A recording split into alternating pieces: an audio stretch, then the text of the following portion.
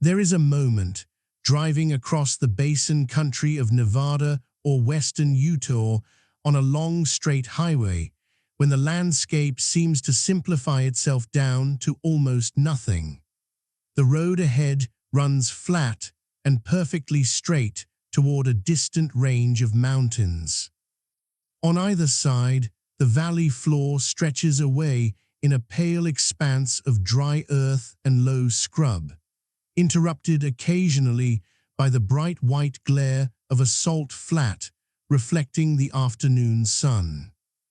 The mountains on the horizon are blue and remote, rising sharply from the valley floor without foothills, as if they were simply placed there against the sky.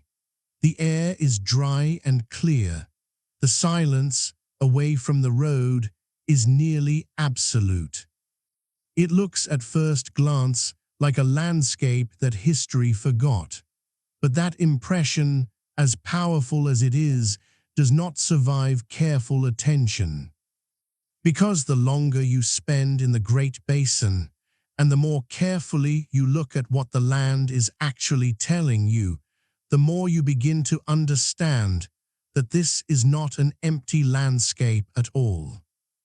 It is an extraordinarily full one, filled with information, layered with history, and holding within its rocks and soil and underground spaces a record of worlds that no longer exist, but that left their evidence behind in forms that patient inquiry can still recover.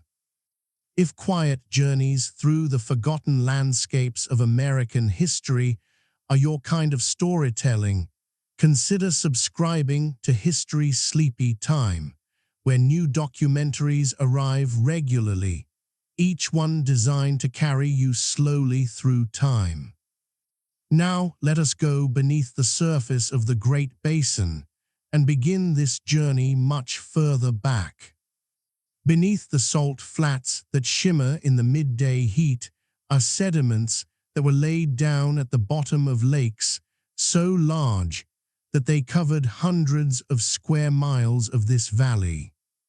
The mountains that appear so dry and forbidding contain caves and springs that have sustained life in the desert for thousands of years.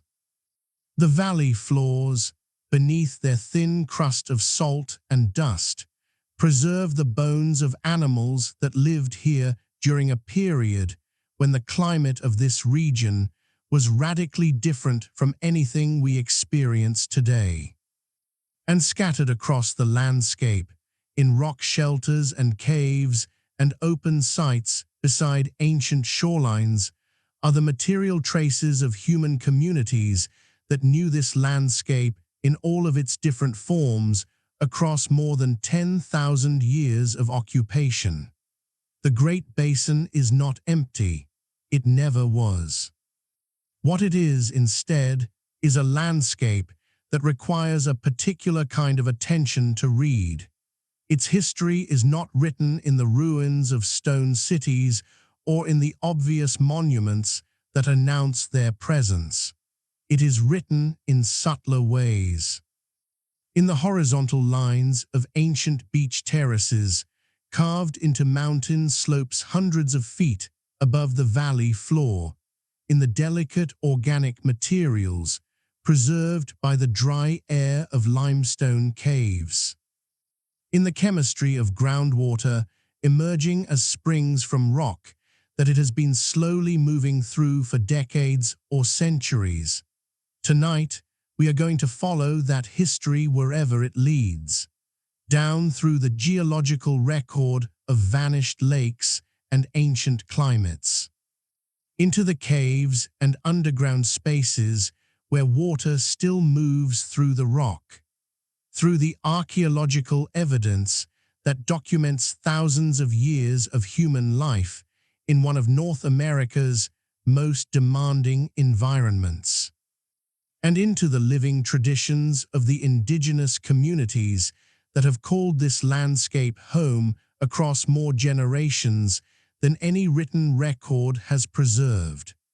The desert that appears empty from a passing car is, in truth, an archive, and what lies within it is the subject of our journey. Before we can understand what lies beneath the Great Basin, we need to understand what the Great Basin actually is, because the name describes something more specific and more interesting than it might first appear. The Great Basin is a geographic and hydrological region encompassing most of Nevada, the western half of Utah, portions of southern Oregon and Idaho, small sections of California and Wyoming, and a corner of Arizona. It is, by most measurements, one of the largest desert regions in North America, covering an area of roughly 200,000 square miles. But the feature that defines it most precisely is not its size or its aridity. It is its hydrology. The Great Basin is what geographers call an endorheic basin, a region in which water that falls as rain or snow does not flow outward to the ocean. Instead, every stream and river within the Great Basin flows inward, toward the lowest points of the enclosed valleys, where the water either evaporates, soaks into the ground, or collects in lakes that have no outlet to the sea. This is the key to understanding the Great Basin as a landscape. Water enters it from the sky and from the mountains, but it does not leave by surface flow. It stays, or it disappears into the air. This characteristic distinguishes the Great Basin from the regions that surround it. To the west, the rivers of the Sierra Nevada flow outward to the Pacific. To the east, the Colorado River drains toward the Gulf of California. To the north, the Columbia and Snake River systems carry water to the Pacific Northwest coast.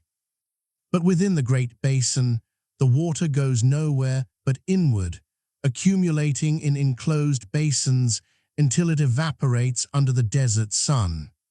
The consequences of this hydrological reality shape everything about the landscape. During periods when precipitation exceeds evaporation, lakes form and grow in the enclosed basins. During periods when evaporation exceeds precipitation, those lakes shrink and may disappear entirely.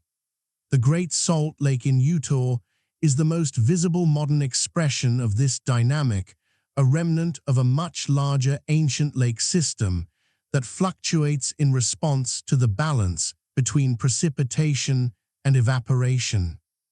And that has been shrinking significantly in recent decades as the regional climate has grown warmer and drier. The Great Basin also encompasses an extraordinary variety of elevation and terrain. The region's mountain ranges reach heights of more than 13,000 feet in some cases, their peaks holding snow through much of the year, their slopes covered in forests of pinyon pine and juniper, and at higher elevations, bristlecone pine, some of the oldest living organisms on Earth. The valleys between the ranges sit at elevations that vary from about 4,000 feet to below sea level in one location along the Nevada-California border. This vertical range creates a diversity of ecological zones stacked within short horizontal distances, a diversity that was critically important to the human communities that lived within the region. Why does water behave so differently here than it does in the surrounding regions?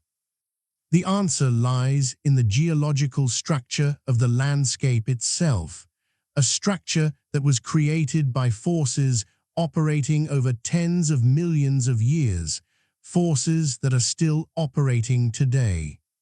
The landscape of the Great Basin looks, at first glance, like a simple pattern.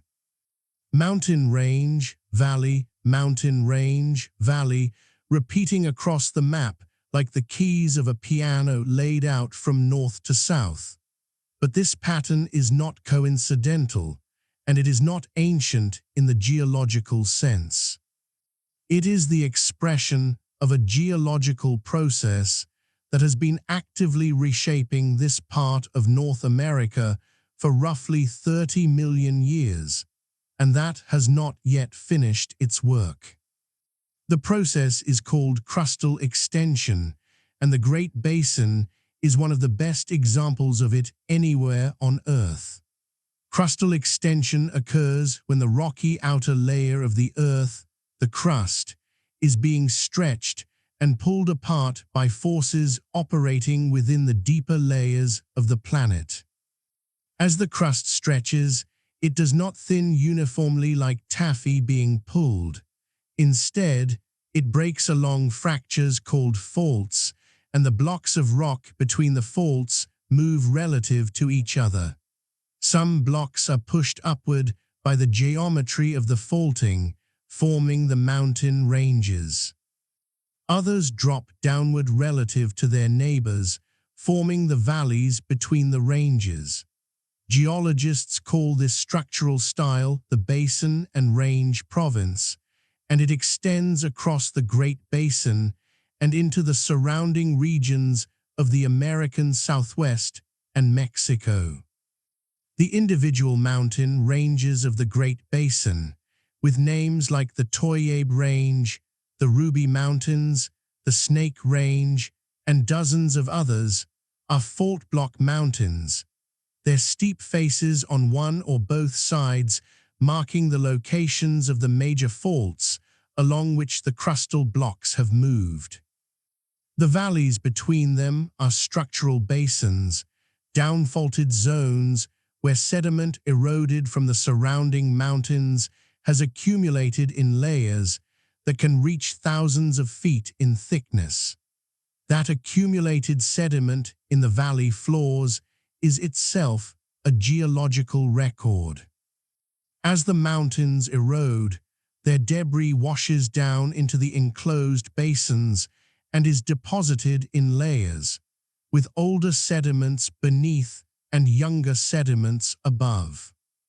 Within those sediments are preserved the records of past environments, the pollen of ancient vegetation, the bones of extinct animals, the chemical signatures of ancient soils, and in some cases the remains of ancient lake beds, all stacked in chronological order beneath the modern desert surface.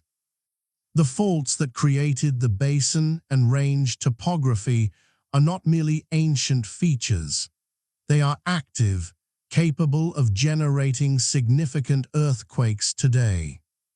The region's seismic history serves as a reminder that the landscape of the Great Basin is still in motion, still being reshaped by the same geological forces that created it, operating on timescales that dwarf any human perspective. As the mountains rose and the valleys dropped over millions of years, water began to behave in the particular way that defines the Great Basin.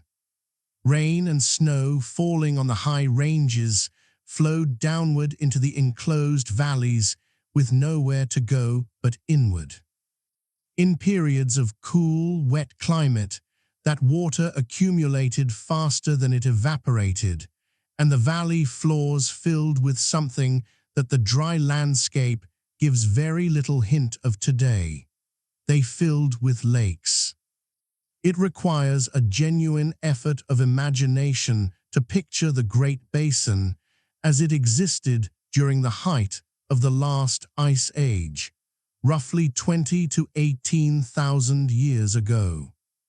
The mountains were higher in one important sense, not geologically taller, but their summits carried glaciers, masses of ice that crept slowly down the upper valleys and deposited moraines of rock and rubble when they finally melted. The climate across the region was cooler and considerably wetter than today. driven by the same global atmospheric circulation changes that had placed enormous ice sheets over much of northern North America. The forests of pinyon and juniper grew at lower elevations than they do today, extending further down the mountain slopes and into zones that are now open desert scrub. And in the enclosed valleys of the Great Basin, the water that drained from those wetter, cooler mountains was accumulating faster than the less intense desert sun of that cooler climate could evaporate it. The result was a landscape of lakes, not one enormous lake covering the entire Great Basin, but a series of separate lake systems, each filling its own enclosed basin, each responding to its own local balance of precipitation and evaporation, and each leaving its own distinct record in the sediments and shoreline features that geologists and archaeologists can still find today. The largest of these ancient lakes was Lake Bonneville, which filled the basins of northwestern Utah and reached into portions of Idaho and Nevada. At its maximum extent, roughly 18,000 to 14,000 years ago, Lake Bonneville covered an area of approximately 20,000 square miles and reached depths of more than 1,000 feet in some locations. It was, by the standards of the modern world, a truly enormous body of water, comparable in surface area to Lake Michigan. The Great Salt Lake, which occupies the northern portion of the original Lake Bonneville Basin today, is a small and much saltier remnant of that ancient lake, covering a fraction of the area that Lake Bonneville once flooded, the Bonneville Salt Flats. That famous expanse of white crust on the valley floor west of the Great Salt Lake are another remnant, the evaporated residue of the shallow margins of the ancient lake. Left behind as the water withdrew and concentrated its dissolved minerals into the hard salt crust that racers have used as a natural speedway for more than a century. To the west, in what is now Nevada, a separate ancient lake system reached comparable proportions. Lake Lahontan, as geologists have named it, filled a complex of connected basins across western and central Nevada, reaching its maximum extent roughly 15,000 to 13,000 years ago, and covering an area of approximately 8,500 square miles. At its peak, Lake Lahontan was deep enough to connect several basins that are now separated by dry land, creating a continuous water body that stretched across a substantial portion of the modern state of Nevada. Pyramid Lake and Walker Lake in Nevada are the surviving remnants of Lake Lahontan, much shrunken and much saltier than the ancient lake of which they were once a part. Pyramid Lake, which still receives inflow from the Truckee River, maintains a level that fluctuates significantly with regional precipitation and with the demands placed on the Truckee River by agricultural and municipal users upstream. It remains one of the most biologically important lakes in the Great Basin, supporting a native population of the endangered Lahontan cutthroat trout, a species whose ancestors evolved in the much larger waters of ancient Lake Lahontan. Dozens of other ancient lakes occupied smaller basins across the Great Basin during the wetter periods of the Pleistocene, most of them now completely dry, their former presence marked only by the sediments on their floors and the ghost lines of their ancient shorelines on the surrounding mountain slopes. What happened when those enormous lakes began to disappear is a story written not in dramatic events, but in the slow, patient language of geological time, preserved in the landscape for those who know how to read it. Drive toward almost any mountain range in the Great Basin on a clear day and pay attention to the slopes above the valley floor. At a consistent elevation on the mountain face, often hundreds of feet above the modern desert surface, you may notice something that does not quite fit the general pattern of the terrain. A subtle horizontal line, a slight bench or terrace cut into the slope, a change in the character of the rock or soil at a particular level that runs with suspicious regularity along the contour of the mountain. That is an ancient shoreline. It was cut by wave action in a lake that no longer exists, carved into the rock or deposited as a beach terrace during a period when the water level of the ancient lake stood at that particular elevation for long enough to leave a permanent mark on the landscape.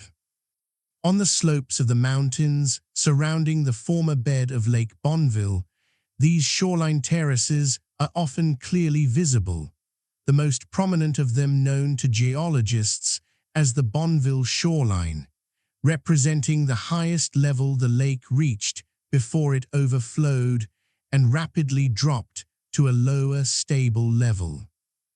The Bonneville shoreline runs at a remarkably consistent elevation around the mountains that border the ancient Lake Basin, a horizontal mark inscribed in the landscape at roughly 5,090 feet above sea level, give or take local adjustments for a geological process called isostatic rebound.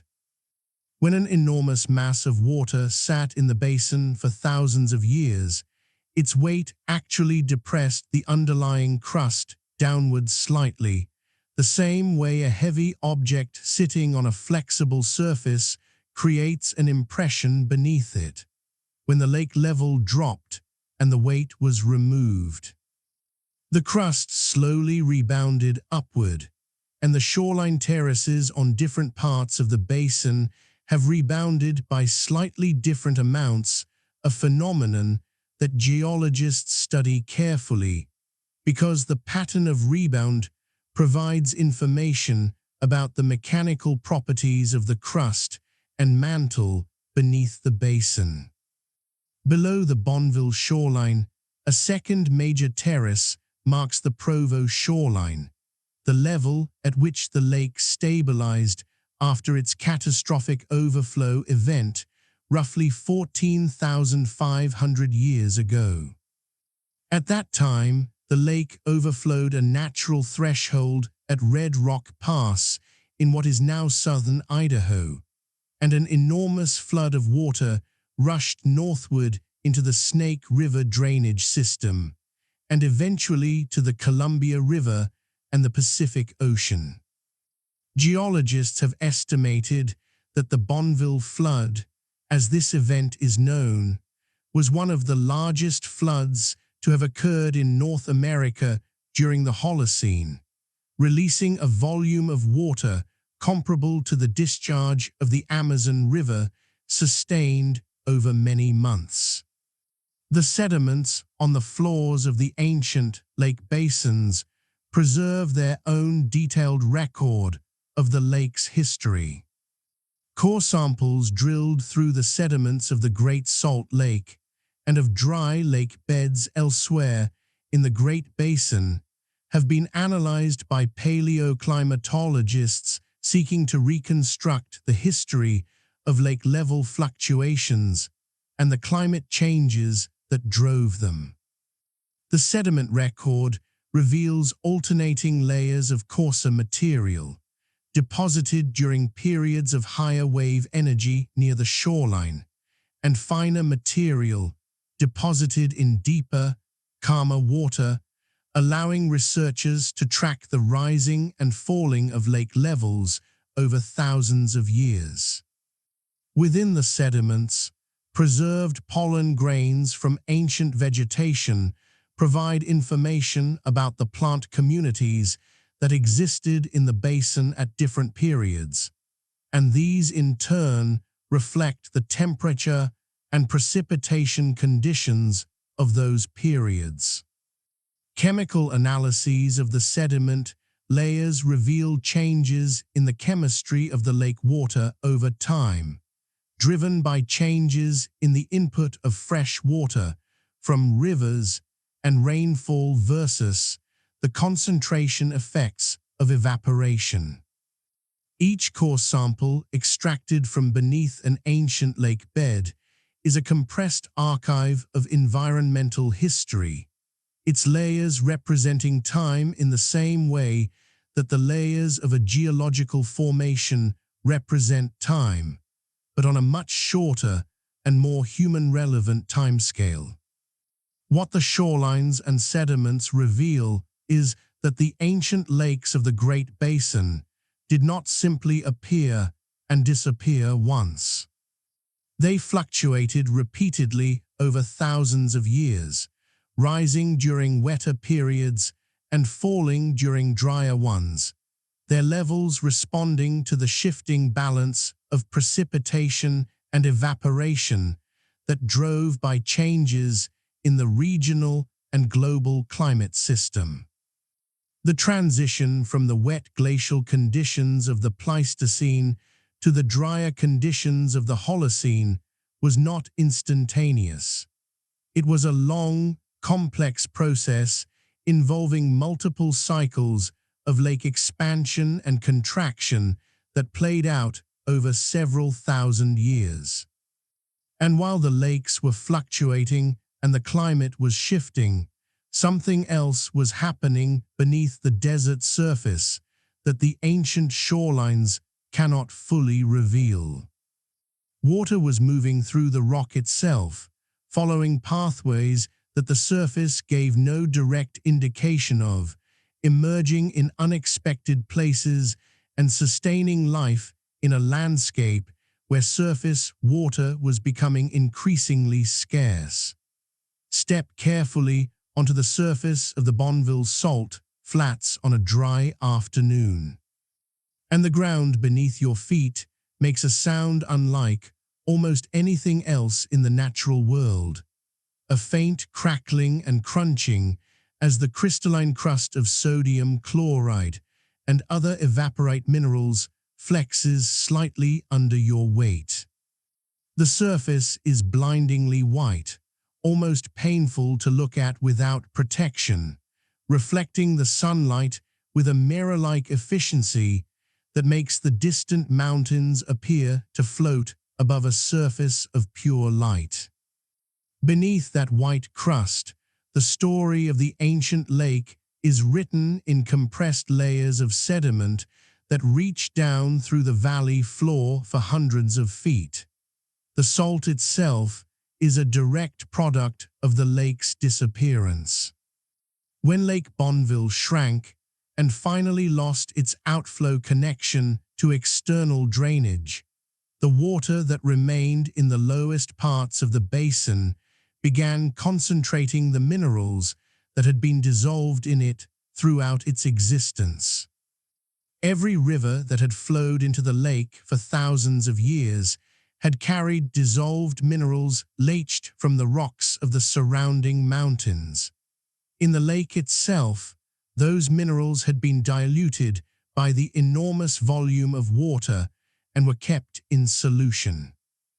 But as the lake shrank and the water evaporated, the mineral concentration increased until the water became saturated, and the minerals began to precipitate out of solution, forming the salt crust and the underlying beds of evaporite minerals that now cover the floor of the ancient Lake Basin. The layering beneath the salt is extraordinarily informative to researchers who can analyze it correctly. Alternating layers of salt and mud record cycles of evaporation and fresh water input, dry periods when the basin held only a shallow brine, and wet periods when fresher water returned to dilute the salt and deposit a layer of lake mud. These cycles are preserved in the sediment column with enough regularity and enough detail that researchers have been able to correlate them with other climate records from across the region, building a picture of the oscillating climate of the late Pleistocene and early Holocene that would not be recoverable from any single type of evidence alone.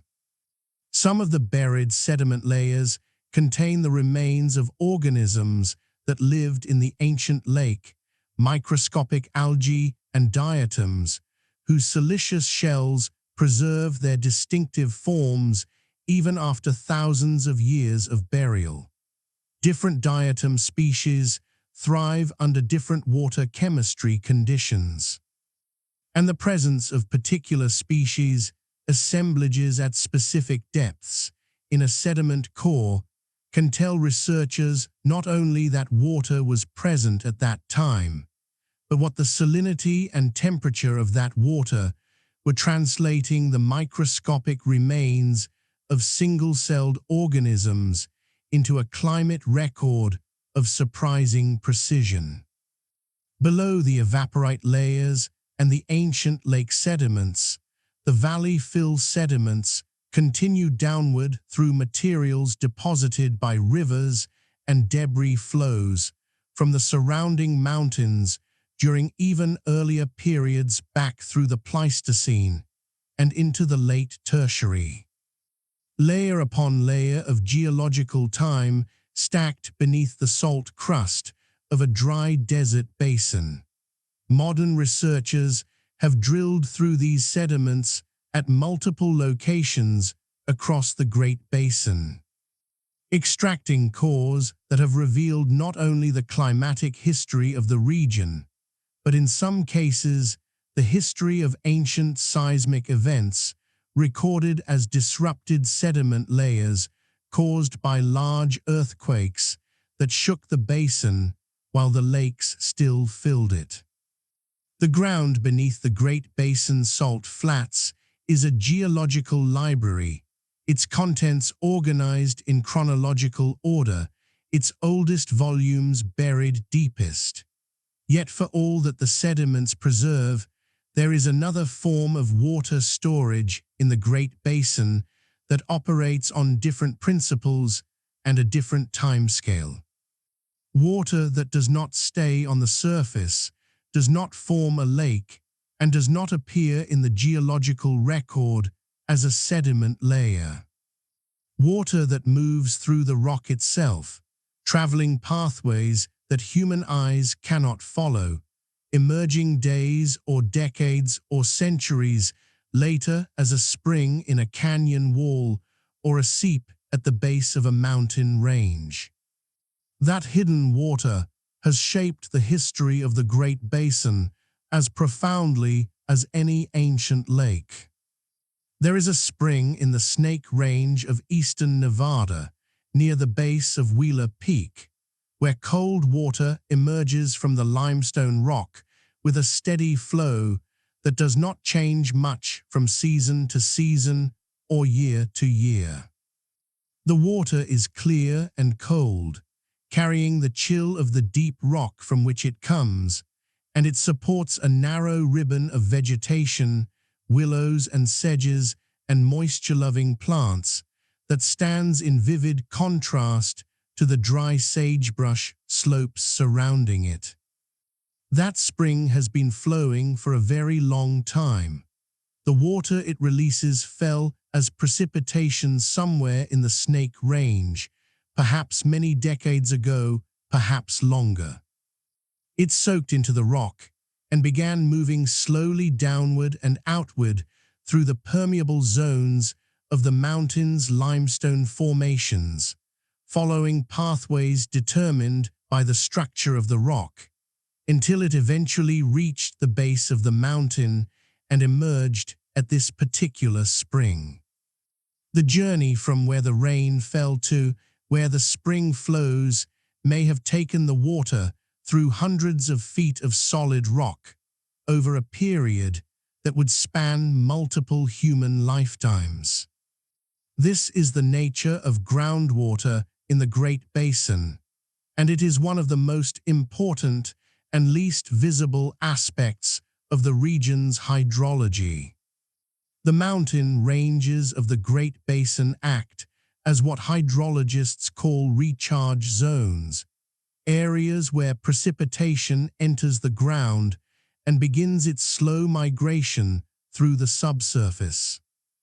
The limestone formations that make up many of the Great Basin ranges are particularly effective aquifer materials, capable of storing and transmitting large volumes of water through their natural fractures and solution cavities. Rain and snowmelt that enters these formations at high elevation may travel tens of miles through the subsurface before emerging as springs at lower elevations in the valley floors or along the bases of the mountain ranges. The springs that result from this underground travel are among the most ecologically significant features of the Great Basin landscape. In a region where surface water is extremely limited and rainfall is often insufficient to support permanent streams, springs represent reliable water sources that have sustained both wildlife and human communities across thousands of years. The locations of springs determined, to a very significant degree, where people could live and travel in the Great Basin, and the network of springs across the region formed the framework of a geography of habitability that indigenous communities knew intimately. Some springs in the Great Basin emerge at temperatures that reflect the depth from which their water has traveled, warmer waters indicating a deeper circulation path that brought the water into contact with rock heated by the Earth's interior geothermal gradient. The Great Basin is geothermally active, a consequence of its position within the Basin and Range Province, where the crust is thin and the underlying mantle is relatively close to the surface. Warm springs and geothermal features are found in numerous locations across the region, some of them exploited for geothermal energy today. The groundwater system of the Great Basin is vast and imperfectly understood. Hydrologists have identified numerous distinct aquifer systems beneath different parts of the region. Some of them recharged relatively quickly by local precipitation, and some of them containing water that infiltrated thousands of years ago under the wetter climate conditions of the Pleistocene, what researchers sometimes call fossil water. Water that accumulated during a climate that no longer exists, and that is not being replenished under modern conditions. This fossil water represents a non-renewable resource, ancient precipitation stored in the rock during the Ice Age, and now being drawn upon by wells that pump it to the surface faster than modern precipitation can replace it. In some parts of the Great Basin, groundwater levels have been declining as a result of this over-extraction, a modern expression of the same climate-water relationship that shaped the landscape and its human history across thousands of years. Water, visible or invisible, has always been the fundamental organizing principle of life in the Great Basin. And nowhere is that truth more clearly demonstrated than in the places where the landscape itself provided shelter, where rock overhangs and cave entrances created protected spaces that water made habitable, and that people recognized as places where survival was possible. The limestone mountains of the Great Basin are riddled with caves. Most of them are modest in scale, narrow passages and small chambers dissolved from the rock by the slow chemical action of slightly acidic groundwater moving through fractures and bedding planes over thousands or millions of years. Some are larger, opening into chambers of considerable size, where the process of limestone dissolution has removed rock on a scale that produces genuine underground rooms, spaces large enough to shelter many people from the desert elements. The formation of caves in limestone, a process called karstification, requires three things: limestone rock, water, and time. The limestone mountains of the Great Basin provide the first requirement.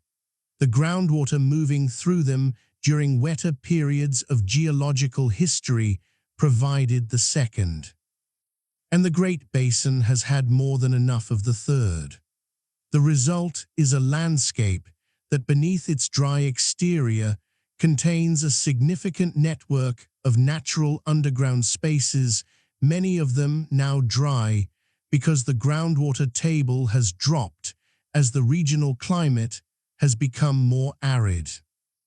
But many of them still accessible as natural shelters and as repositories of preserved materials that would not have survived in the open desert. The dry conditions within many Great Basin caves are, from an archaeological perspective, extraordinarily fortunate. Organic materials. The kinds of things that human communities produce and use and discard in the course of daily life: basketry and rope and wooden tools and clothing and plant foods and animal hides, are usually destroyed quickly when exposed to moisture oxygen. And the biological communities of organisms that break down organic matter. In the open desert, most organic materials survive for only years or decades before they are gone. But in the dry, stable, relatively oxygen-limited environment of a deep cave or rock shelter, the same materials can survive for thousands of years in a state of preservation that allows archaeologists to study them as if they were only recently made. This differential preservation has made the caves and rock shelters of the Great Basin among the most important archaeological sites in North America. Places where the physical evidence of ancient human life has been preserved in a completeness and detail that is simply not available at open-air sites in the same region.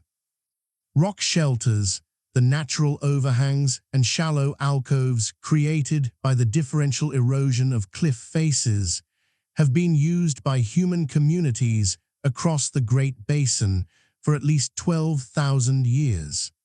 Their slightly protected interiors, often just enough shelter to deflect rain and moderate temperature, have accumulated deposits of ancient human use that reach several feet deep in some locations, each layer representing a different period of occupation, each layer containing the artifacts and food remains and hearth ashes of the people who sheltered there.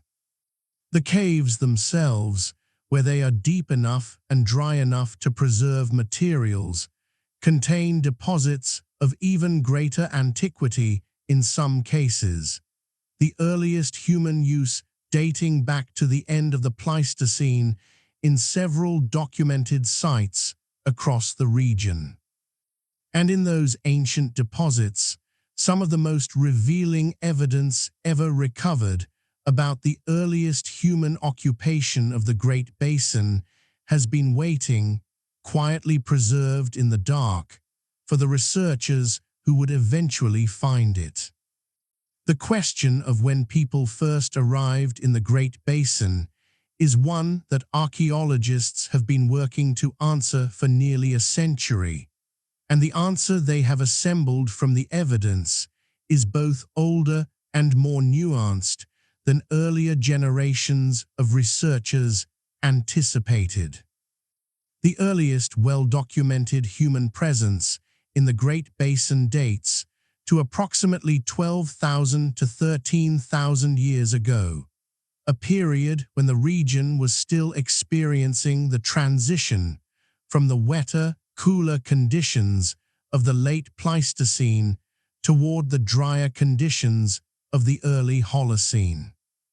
The ancient lakes were still large, though already beginning the long process of contraction that would eventually reduce them to their modern remnants.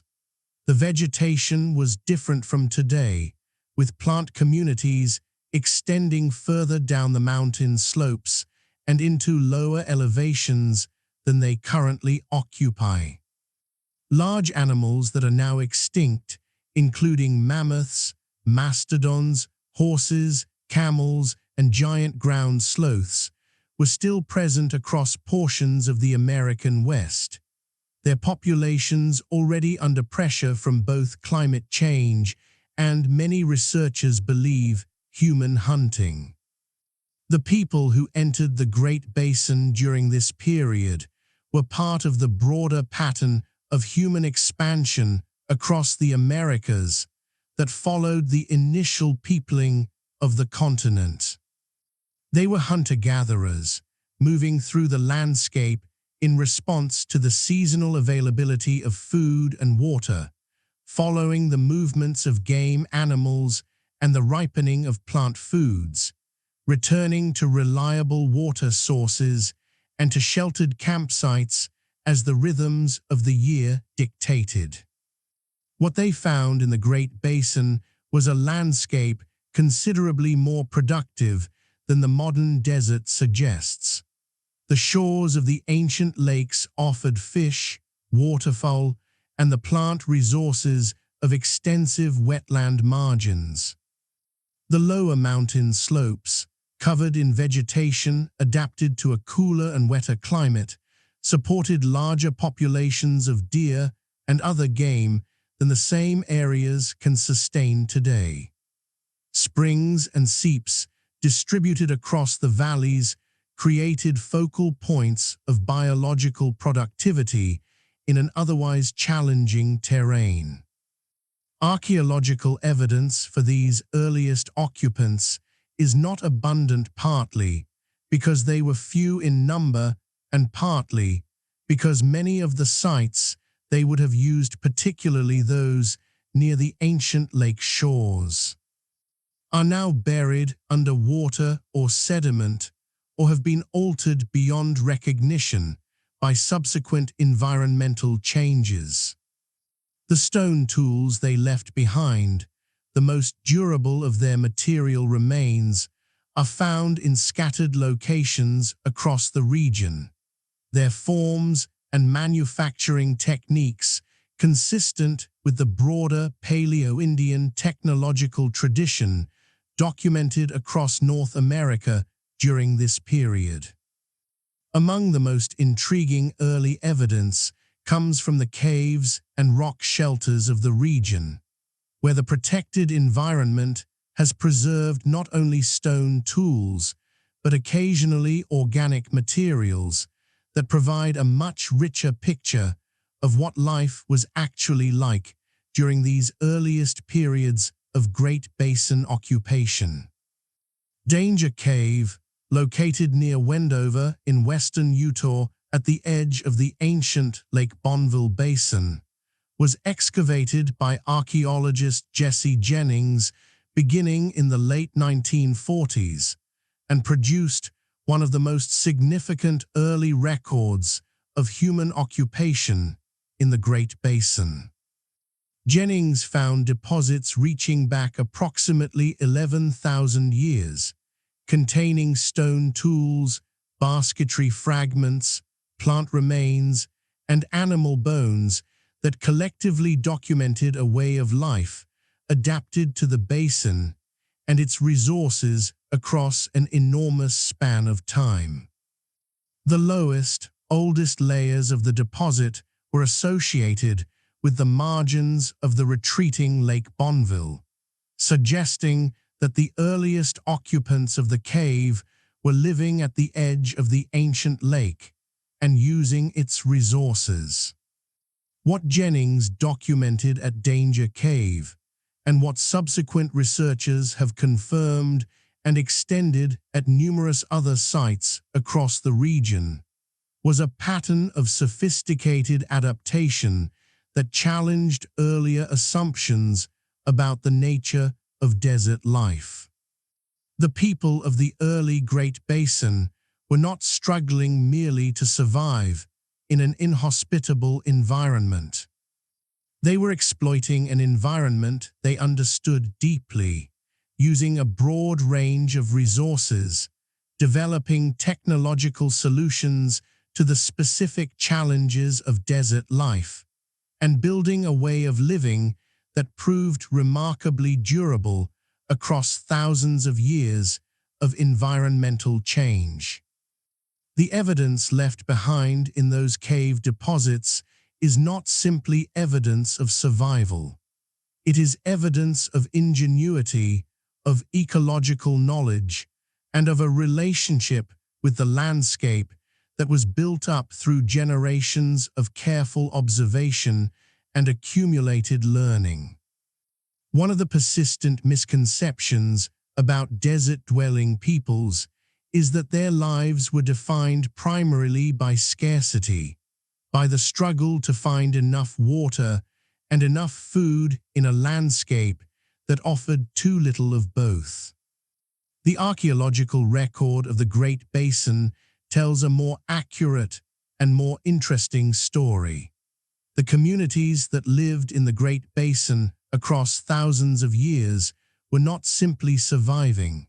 They were practicing what researchers have come to recognize as an extraordinarily sophisticated form of ecological management, one that made full use of the diverse and distributed resources of the basin and range landscape, while maintaining the flexibility to respond to the environmental variability that the Great Basin climate has always generated. The resource base available to Great Basin communities, while demanding to exploit, was genuinely diverse. Pine nuts, the seeds of the single-leaf pinyon pine that grows across the mid-elevation mountain slopes of the region, were among the most important plant foods, offering a high-calorie, nutritionally rich harvest that could be stored through the winter when other foods were scarce. The pinyon harvest was a seasonal event that drew communities to the pine forests of the mountain slopes in the fall, where they gathered and processed enormous quantities of nuts using specially designed basketry and stone grinding equipment.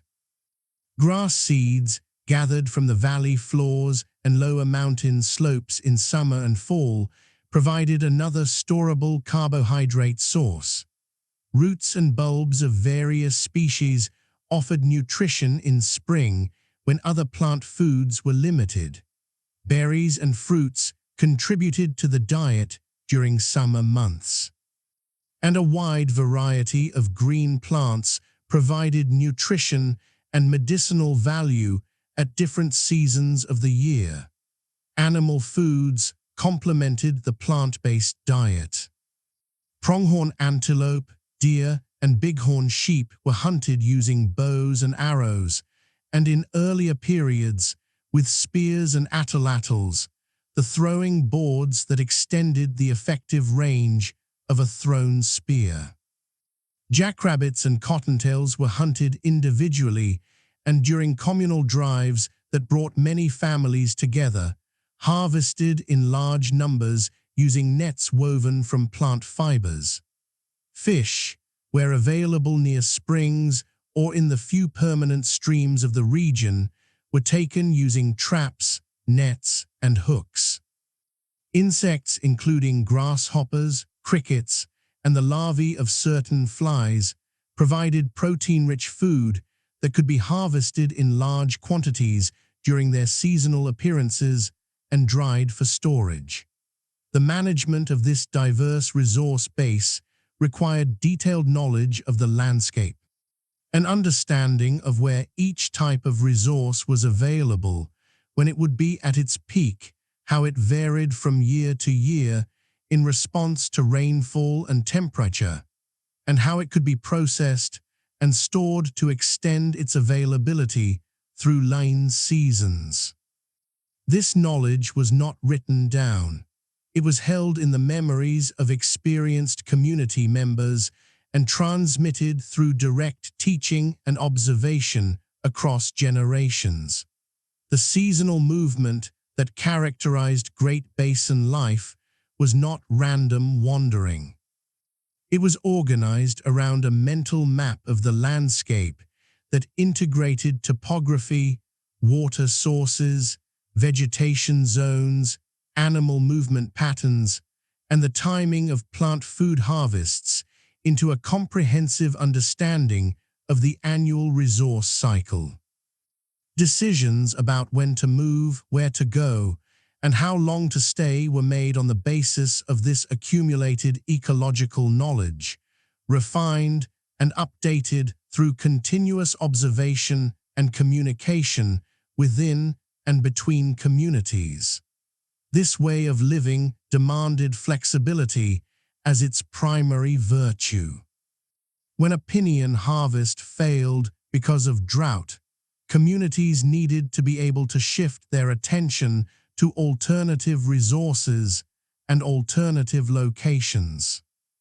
When an unexpected rain produced an unusual abundance of some plant food in a location not normally visited, communities needed to be able to respond and take advantage. The mobility and flexibility of Great Basin life were not signs of poverty. They were signs of ecological intelligence. The Great Basin has never been home to a single people. It has been home to many peoples, speaking different languages, organizing their communities in different ways, maintaining different relationships with specific portions of the landscape, and carrying different cultural traditions across many generations of desert life. Understanding the human history of the Great Basin requires holding this diversity in mind rather than collapsing it into a single generalized picture. The Western Shoshone are among the most widely distributed indigenous peoples of the Great Basin, with traditional territories extending across much of central and eastern Nevada and into portions of Utah and Idaho. The Western Shoshone, who often referred to themselves as New Meaning the People, developed a way of life exquisitely adapted to the specific conditions of the central Great Basin, their seasonal rounds organized around the pine nut harvest rabbit drives, and the exploitation of the diverse plant and animal resources of the basin and range landscape. They maintained extensive networks of social relationships with neighboring groups that facilitated the sharing of information about resource conditions across wide areas and the gathering of communities for collective activities like communal hunts and social events. The Northern Paiute, known in their own language as Numa, occupied territories across western Nevada, eastern Oregon, and portions of southern Idaho. Living in a region that included the remnants of ancient Lake Lahontan, including Pyramid Lake and Walker Lake, the Northern Paiute had significant relationships with lake and wetland resources that distinguished aspects of their way of life from communities living in more uniformly arid territory. The Lahontan cutthroat trout, the Kui fish of Pyramid Lake, and the waterfowl that gathered on the region's wetlands all played important roles in the economy and cultural life of Northern Paiute communities near these water bodies. The Southern Paiute, also Numic-speaking peoples closely related linguistically to the Northern Paiute, occupied the southern portions of the Great Basin, including territories in southern Nevada, southwestern Utah, and portions of Arizona and California. Their traditional territories included some of the driest and most demanding environments in the region, areas where the knowledge of water sources and the management of scarce resources was critical to survival.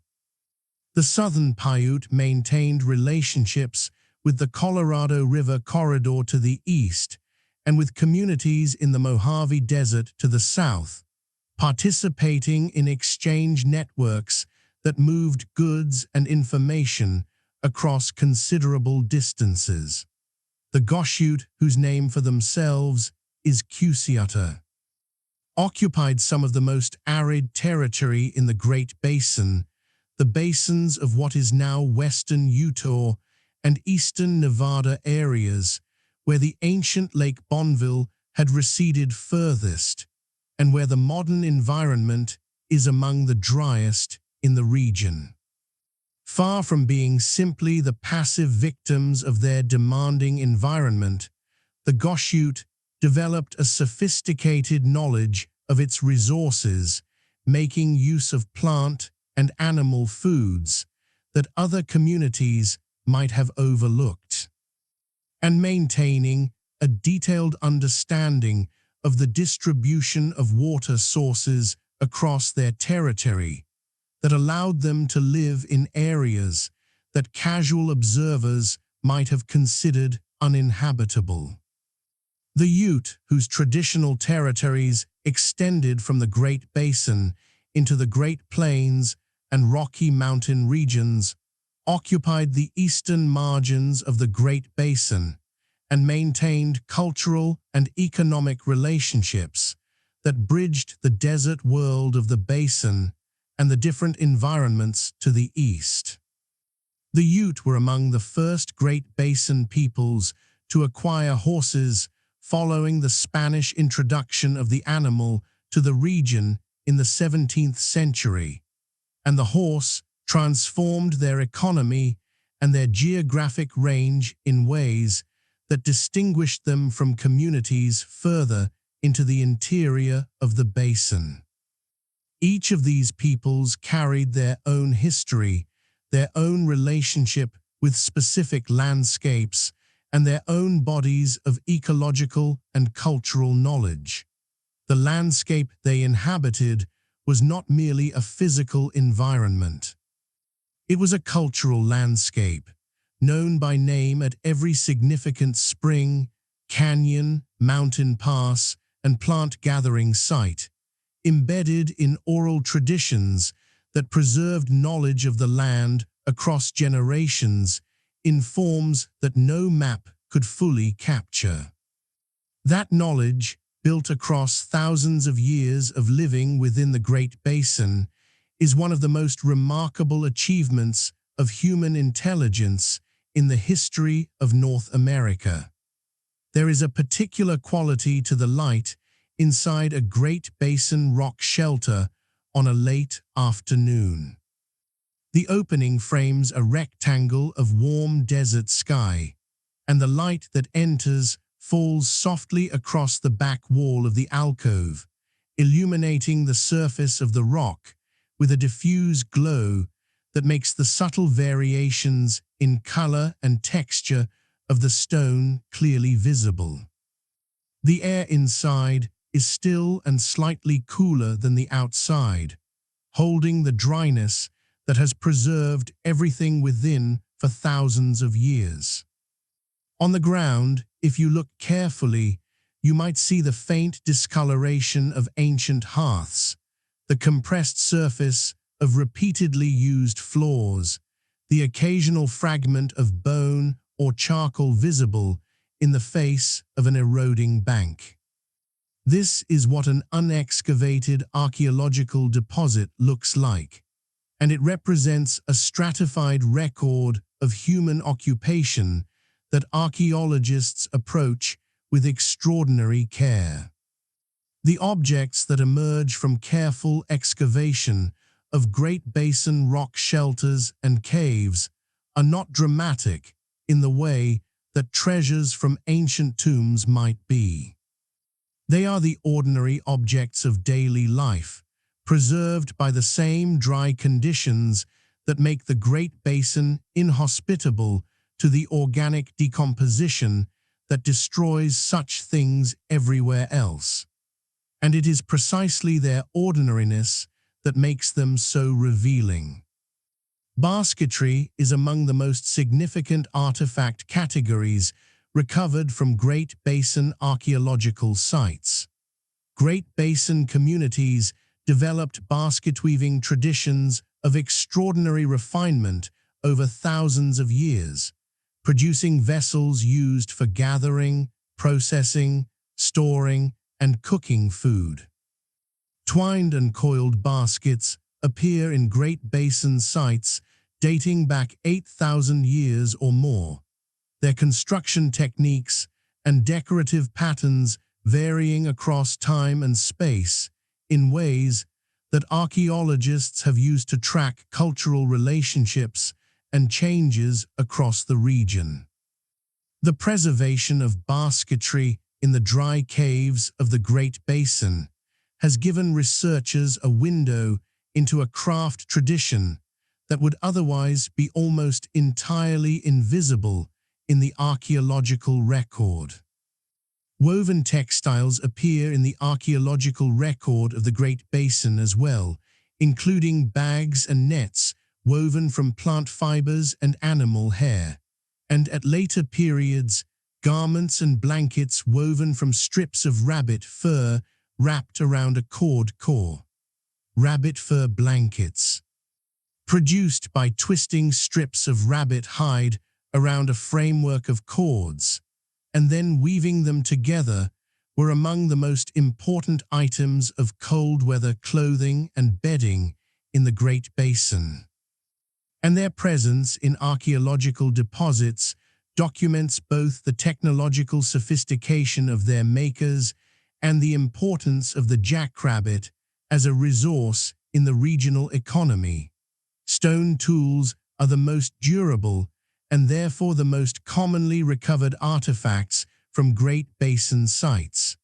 The tools themselves, projectile points, scrapers, drills, knives, and the debris produced during their manufacture provide information about the technological traditions of their makers, about the raw materials available in the region, and the distances over which stone was transporting, and about the types of activities being carried out at specific sites.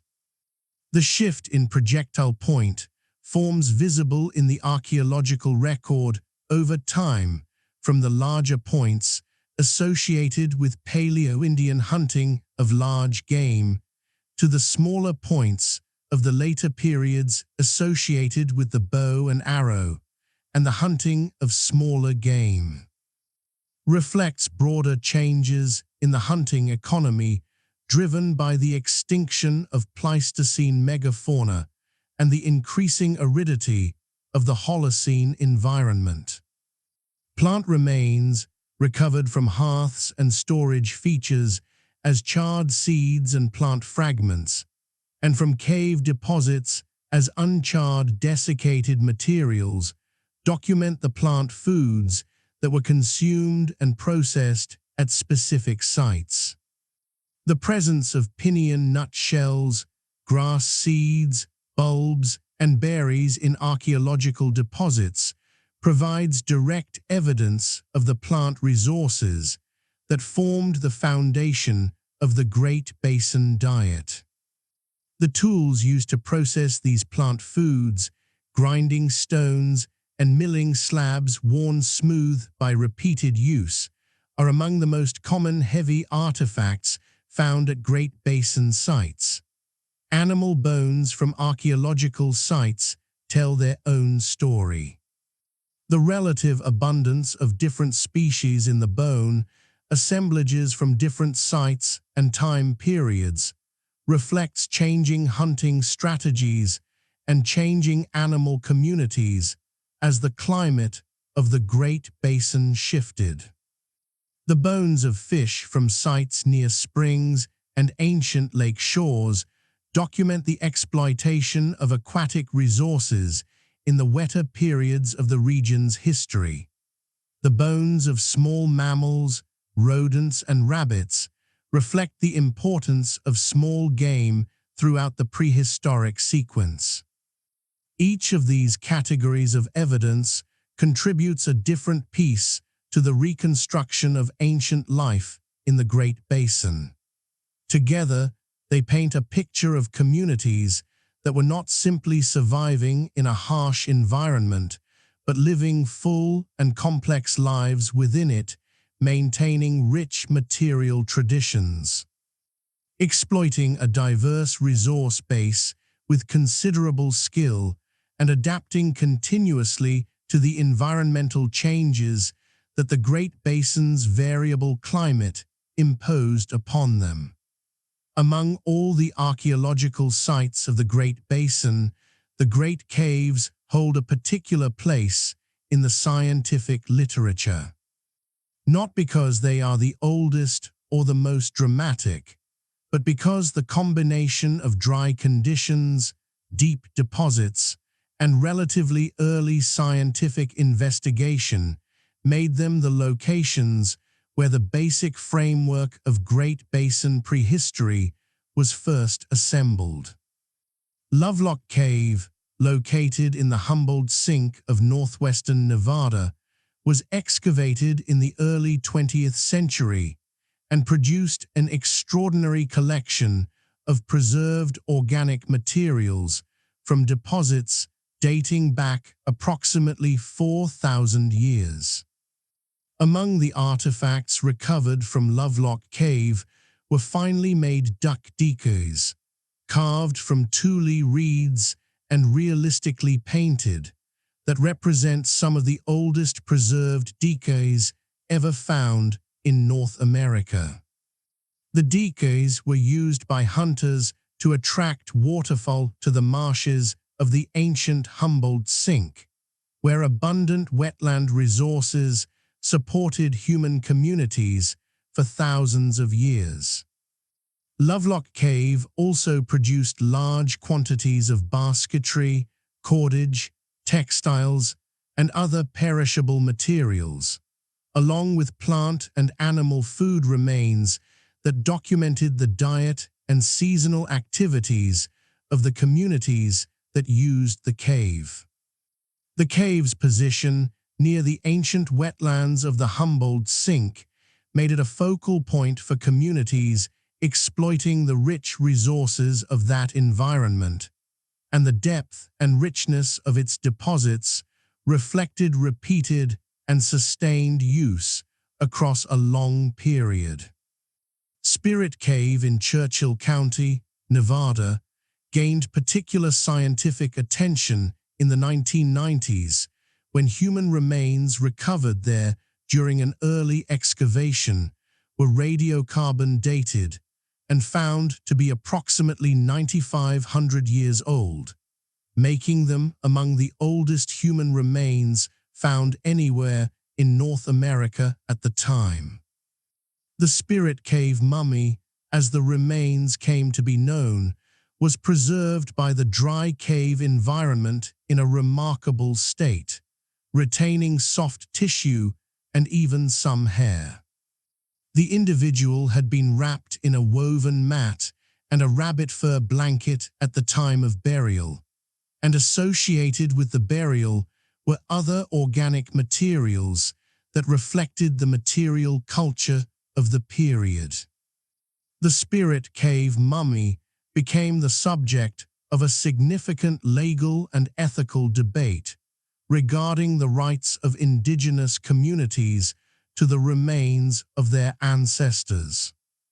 The fallen Paiute Shoshone tribe, whose traditional territory includes the area of Spirit Cave, asserted cultural affiliation with the ancient individual and sought repatriation of the remains under the Native American Grave Protection and Repatriation Act.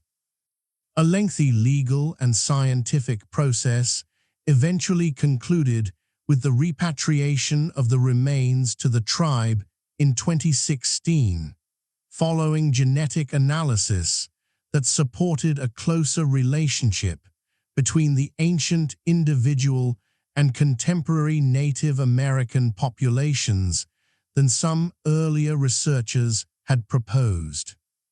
This history is an important reminder that archaeological sites in the Great Basin are not simply scientific resources.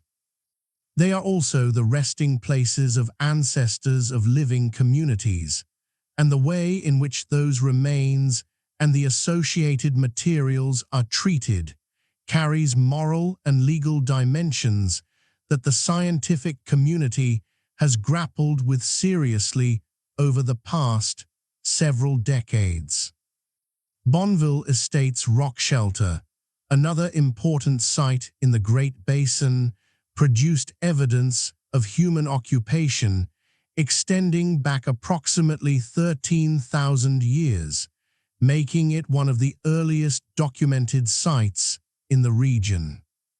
The deepest, oldest layers of the deposit contained materials from a period when Lake Bonneville was still large, and the surrounding environment was significantly different from today, providing a rare glimpse of the landscape as it was experienced by the earliest human inhabitants of the basin. The preservation achieved in these cave and rock shelter sites is remarkable not because it is complete. Much has been lost even in the driest of these environments, but because it far exceeds what survives anywhere in the open desert. The organic materials preserved in these sites are windows into aspects of ancient life that the stone tool record alone cannot illuminate, documenting the perishable technology, the plant foods, and the material culture of communities whose full complexity is not otherwise visible to archaeological investigation.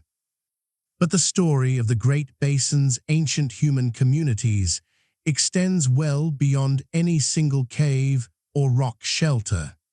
It plays out across the entire landscape in the movement of people and materials across mountain ranges and valley floors, along routes determined by water and by the distribution of resources.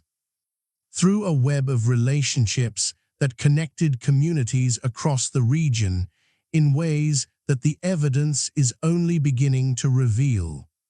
The mountains of the Great Basin that appear to divide the desert into isolated compartments are, in a certain light, something else entirely. They are landmarks. They are guideposts. They are the elevated ground that can be seen from far away across the valley floor, the high country where water collects and springs emerge, the passes that offer routes from one basin to the next for those who know where to look. The Great Basin has never been a landscape of isolated communities. It has been a landscape of movement, and the trails and routes that connected its communities across mountain passes and valley floors represent one of the most important and least visible aspects of its human history.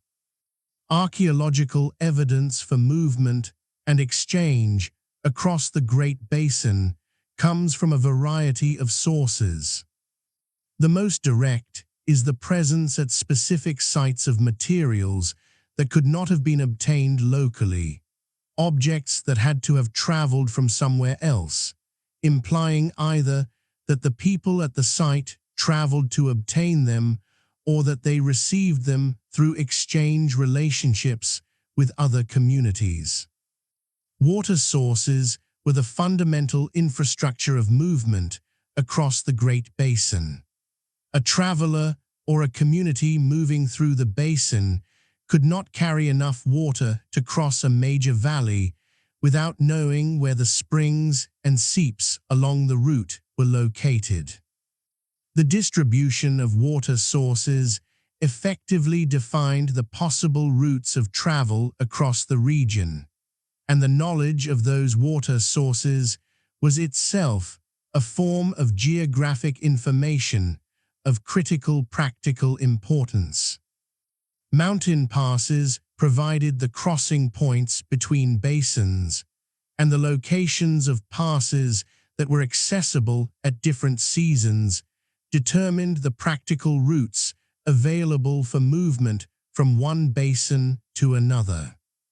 Some passes were high enough to be blocked by snow for much of the year, limiting their use to summer months. Others remained passable year-round, becoming the preferred routes for regular travel. These practical geographic realities of water and passability shaped the movement patterns of Great Basin communities in ways that persisted across thousands of years. The routes themselves left physical traces in the landscape, though these traces are often subtle and easily overlooked. In some locations, trails worn by repeated use over centuries have created visible paths on the desert surface or in the rock of mountain passes. Cairns and trail markers in some areas guided travelers across terrain where the route was not self-evident.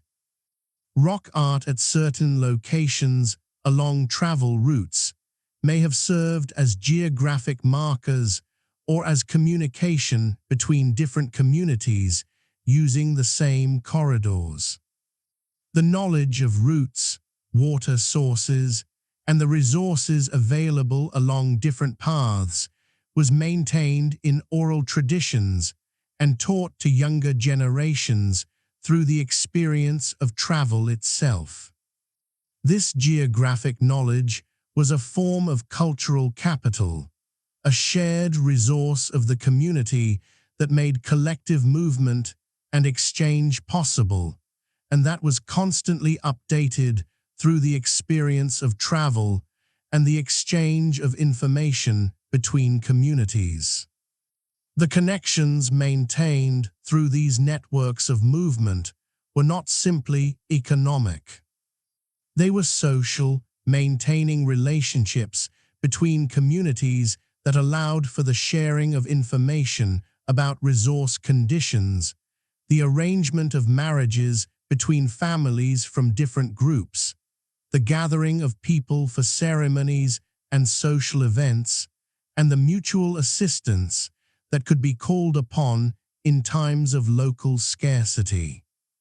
A community experiencing a harvest failure in one basin could draw on relationships with communities in other basins to supplement their food supply, a form of social insurance that depended on the maintenance of active exchange relationships across the network.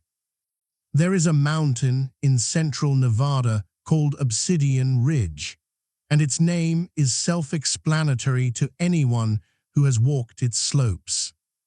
The ground is littered with fragments of volcanic glass, dark and glossy, breaking underfoot with a faint glassy sound, each piece a potential tool for anyone who understands how to shape it. The obsidian outcrops here and at dozens of other volcanic locations across the Great Basin represent one of the most important natural resources in the ancient economy of the region. A material so useful and so distinctive that its movement across the landscape tells archaeologists a great deal about the connections between communities that produced it and communities that used it. Obsidian is a volcanic glass formed when silica-rich lava cools rapidly before crystals can grow within it. The result is a material with a molecular structure that lacks the regular grain of crystalline rock and that breaks along smooth, curved fractures called conchoidal fractures, the same kind of fracture that breaks glass. This property allows obsidian to be flaked into tools with an edge that is, at its finest, sharper than surgical steel. For communities that relied on stone tools for cutting, scraping, and hunting, obsidian was among the most valuable raw materials available. The critical characteristic of obsidian for archaeological purposes is that each volcanic source has a distinctive chemical fingerprint, a specific combination of trace element concentrations that reflects the unique geological history of that particular volcanic deposit. By measuring the trace element composition of an obsidian artifact using a non-destructive technique called X-ray fluorescence, or XRF, archaeologists can identify the geological source from which the obsidian was originally obtained, even if the artifact is found hundreds of miles from that source. The results of obsidian sourcing studies across the Great Basin have been illuminating. Obsidian from sources in eastern California, central Nevada, and other locations across the region appears at sites distributed across considerable distances from its origin points, demonstrating that this material was moving through exchange networks that connected communities across multiple basins and mountain ranges. In some cases, obsidian has been found at sites several hundred miles from its geological source, implying either that individuals traveled those distances to obtain the material directly, or that it passed through a series of intermediary exchange relationships, moving from community to community across the landscape. The distribution patterns of obsidian from different sources are not random. They reflect the geography of the exchange networks that moved the material, the locations of the communities that participated in those networks, and the routes along which exchange relationships were maintained. Where obsidian from a particular source appears frequently at sites in a certain direction from that source and rarely at sites in other directions, the pattern suggests the existence of a preferred exchange corridor oriented in that direction. A route along which regular contact between communities maintained the flow of material. Obsidian was not the only stone material moving through Great Basin exchange networks. Chert and other fine-grained siliceous rocks used for tool making were also sourced at specific outcrops and moved through the landscape, though their chemical fingerprints are generally more difficult to trace than obsidian. Steatite, a soft stone used for making bowls and other containers that could withstand heating, moved from specific sources in California into the Great Basin through exchange networks that connected the coastal and desert regions. The movement of these materials was not simply an economic transaction in the modern sense. It was embedded in social relationships, in obligations of reciprocity and mutual assistance that structured the interactions between communities. Giving a piece of obsidian to a community in a distant basin was not simply a trade. It was an act that reinforced a relationship, created or maintained an obligation, and expressed a connection between communities that might provide the basis for cooperation and assistance in times of need. The economy of the ancient Great Basin was in this sense a social economy, one in which the movement of materials was inseparable from the maintenance of social relationships, and in which the geographic network of exchange reflected the social network of communities that constituted the human world of the basin and range landscape. The materials moved by people, and the people moved by the same landscapes and climates that shaped everything else in the Great Basin. And the climate itself was never static. It was always changing, always shifting the balance of resources and challenges that communities had to navigate, always creating new pressures that demanded new responses from the people who called the desert home. The climate of the Great Basin has never been fixed. From the deep geological past through the Pleistocene and into the Holocene, the region has experienced an almost continuous succession of different climate states, driven by changes in the Earth's orbital geometry, in the distribution of continental ice sheets, in atmospheric composition, and in the complex feedbacks within the global climate system that amplify and modulate these external forcings. Understanding the human history of the Great Basin requires understanding this climatic variability, because the decisions that ancient communities made about where to live, what to eat, how to organize their movements through the landscape, were all made within the context of a climate that was itself constantly changing around them.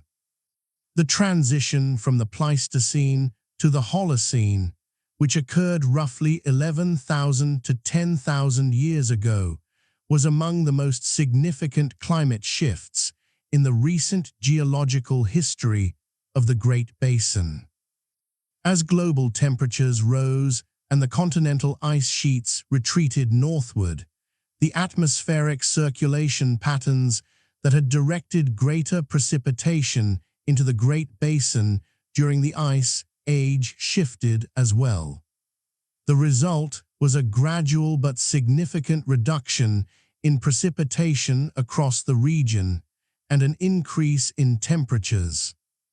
Changes that drove the contraction of the ancient lake systems and the transformation of the vegetation communities from the Kutla moista plant assemblages of the Pleistocene toward the desert scrub communities that characterized the modern landscape. This transition was not smooth or uniform. The paleoclimate record from lake sediments, cave deposits, and other proxy sources reveals a complex pattern of fluctuations, with wetter intervals interrupting the general trend toward greater aridity and drier periods accelerating it. The early Holocene, roughly 10,000 to 7,000 years ago, appears to have been a period of significant and variable change, with some lake basins experiencing conditions that were, in some respects, as dry as or drier than today, while others maintained higher water levels for longer. The Middle Holocene, roughly 7,000 to 4,000 years ago, is characterized in the paleoclimate records of much of the Great Basin as the warmest and driest period of the past 10,000 years. A prolonged interval of reduced precipitation and elevated temperatures that some researchers have called the altithermal or the Holocene climatic optimum, though the latter term is somewhat misleading since the conditions it describes were not optimal for most forms of life in the Great Basin. During this period of peak aridity, lake levels across the region fell dramatically. Some basins that had held significant water bodies in the early Holocene became completely dry. The vegetation zones that had extended to lower elevations contracted upward along the mountain slopes as conditions became too dry for them at lower altitudes. Archaeological evidence suggests that human populations in some of the most arid parts of the Great Basin may have decreased during this interval or shifted to concentrate near the remaining reliable water sources, a human demographic response to the environmental stress of the altithermal. The Pakrat Midden record is one of the most valuable tools for reconstructing vegetation and climate history in the Great Basin. Pakrats, also called woodrats, are small rodents that collect plant material, bones, and other debris from within a short distance of their dens and build large middens from this material, cementing it together with crystallized urine into a hard mass that can survive for tens of thousands of years in dry rock shelters and cave entrances.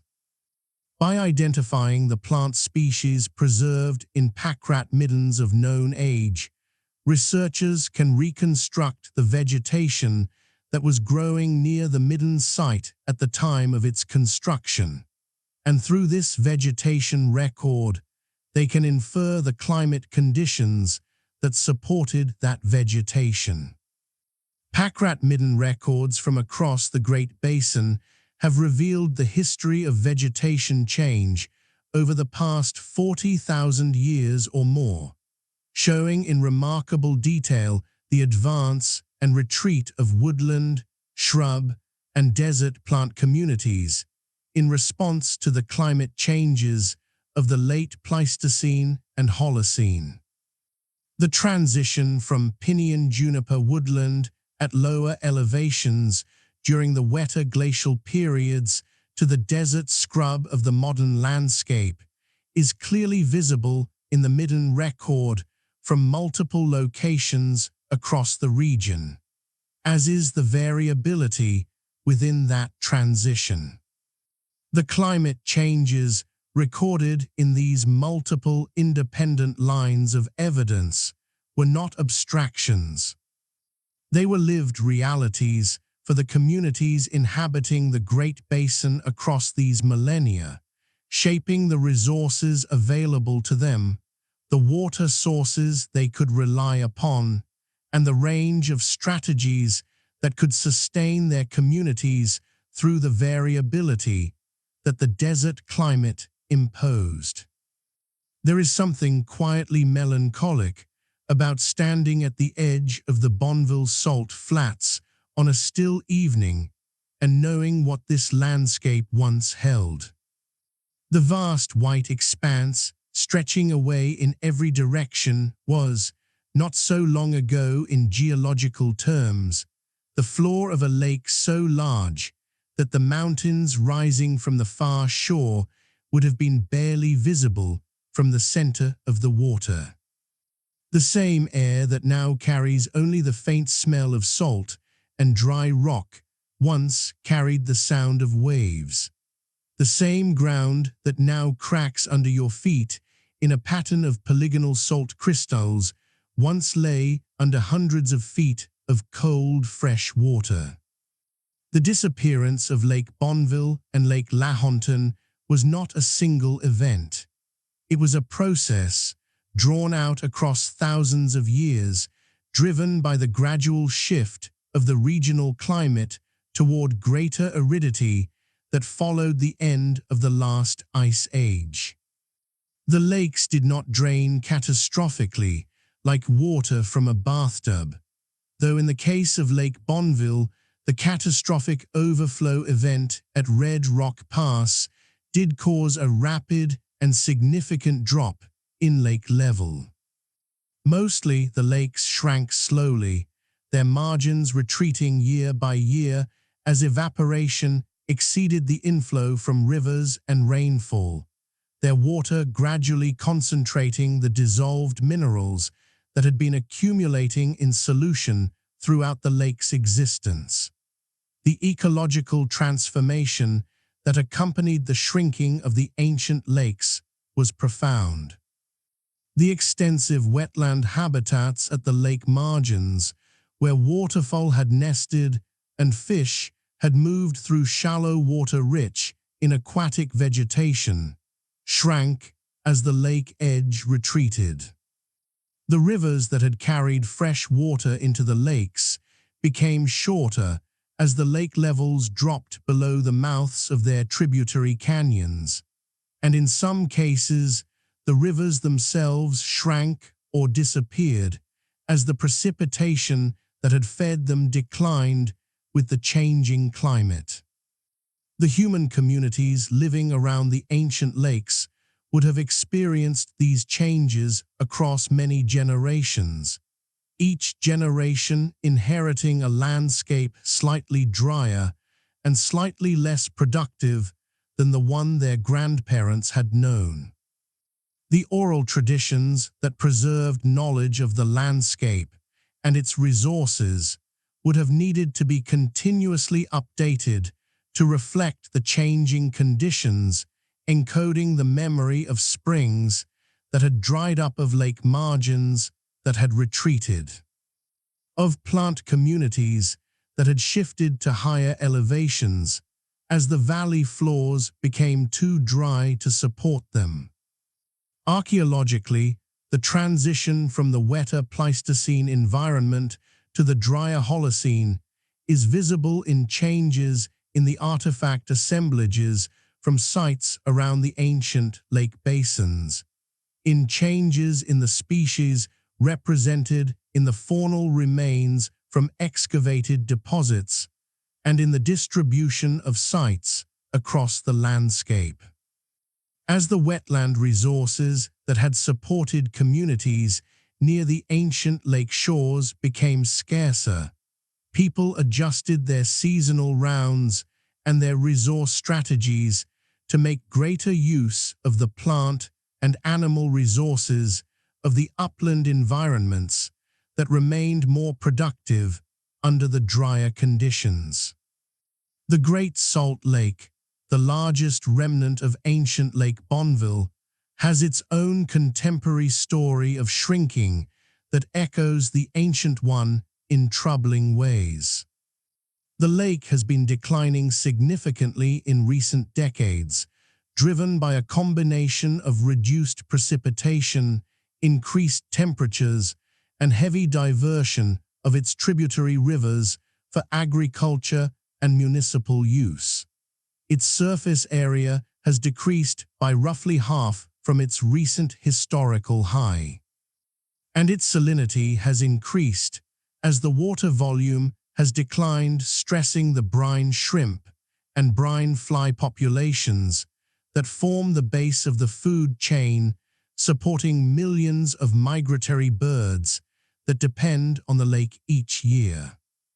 The ancient story of the lake's disappearance and the modern story of its continuing decline are separated by thousands of years, but driven by similar dynamics. The same balance between water coming in and water leaving through evaporation that has governed the fate of Great Basin lakes throughout their existence.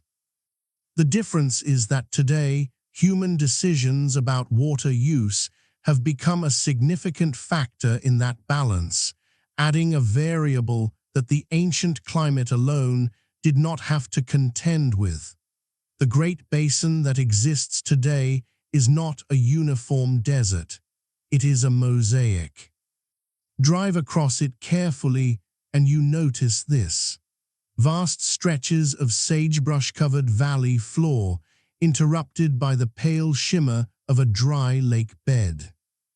Mountain ranges rising abruptly from the valley their lower slopes in pinyon and juniper, their upper slopes in mountain mahogany and aspen, their highest ridges in bare rock and sparse alpine vegetation.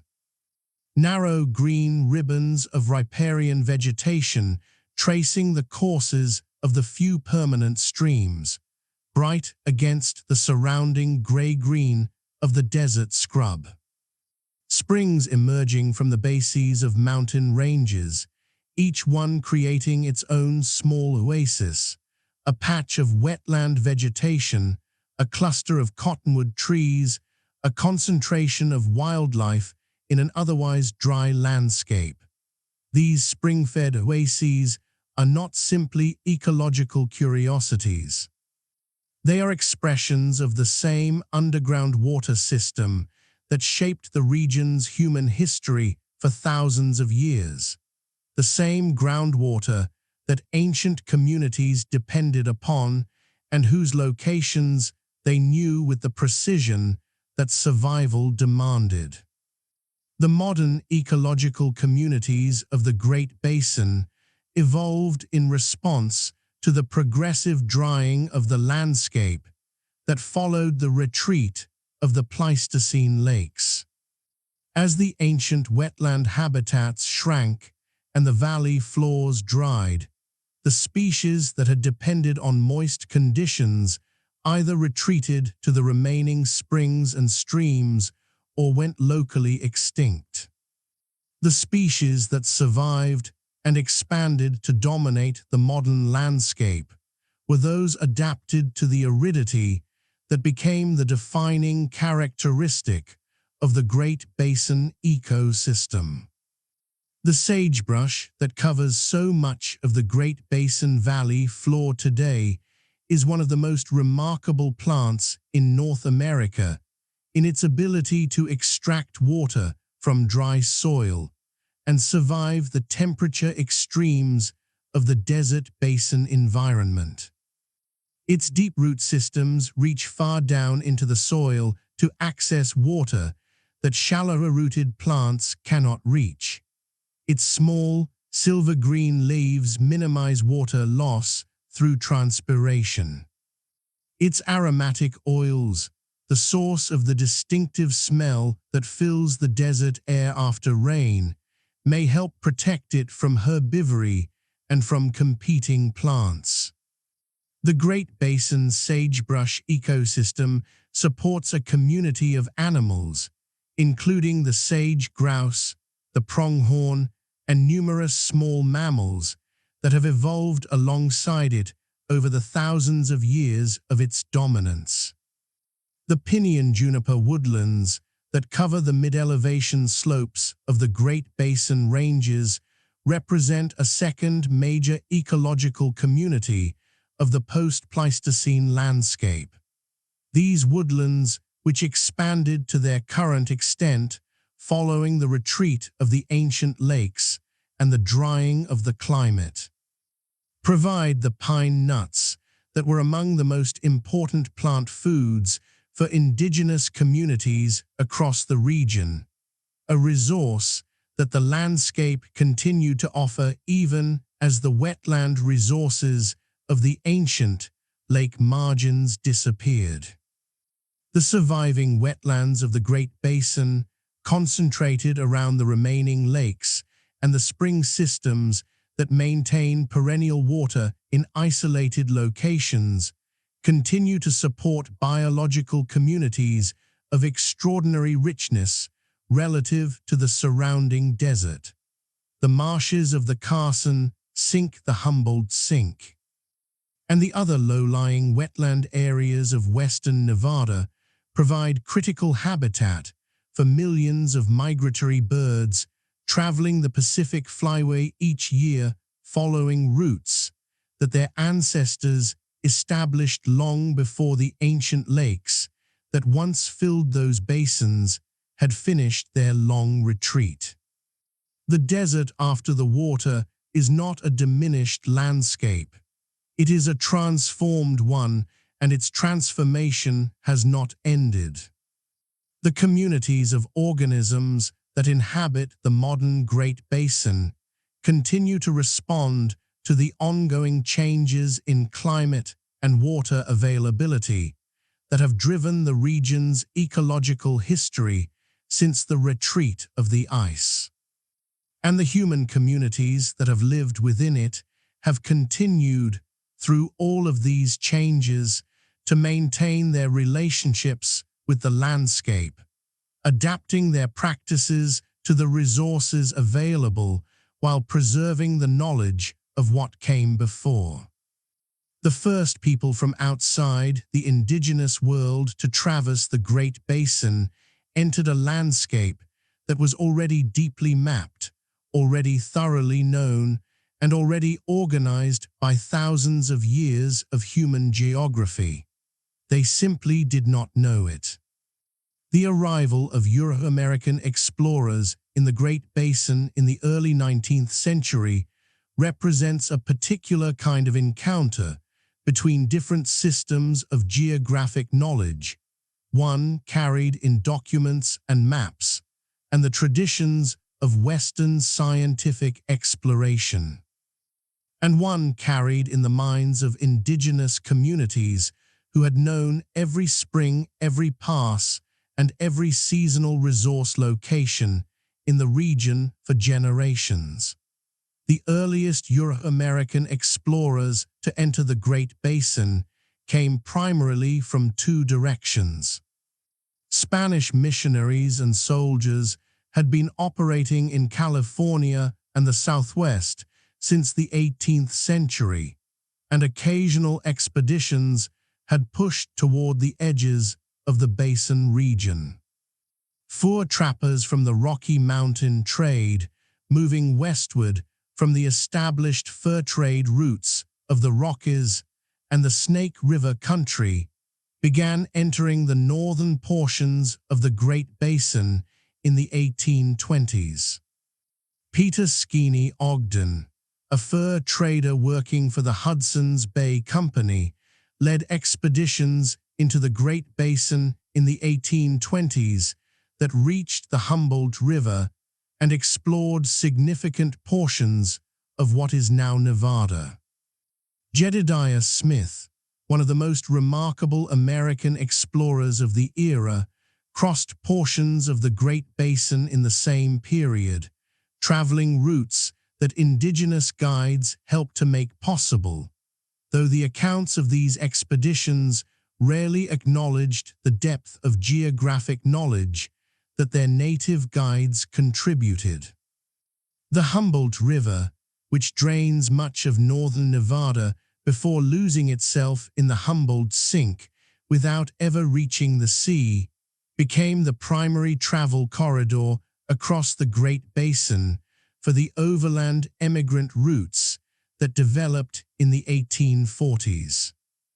The California Trail, the Oregon Trail extension into California, and the routes that would eventually carry hundreds of thousands of emigrants westward all converged on the Humboldt as the most reliable source of water and forage across the otherwise waterless basin. John C. Fremont led expeditions through the Great Basin in the 1840s that combined scientific observation with geographic mapping and contributed substantially to the American understanding of the region. Fremont's reports, published with the evocative writing of his wife, Jessie Benton Fremont, reached a wide audience and helped to establish the Great Basin in the American geographic imagination as a strange and challenging landscape, one that defied the hydrological expectations of people accustomed to rivers that flowed to the sea.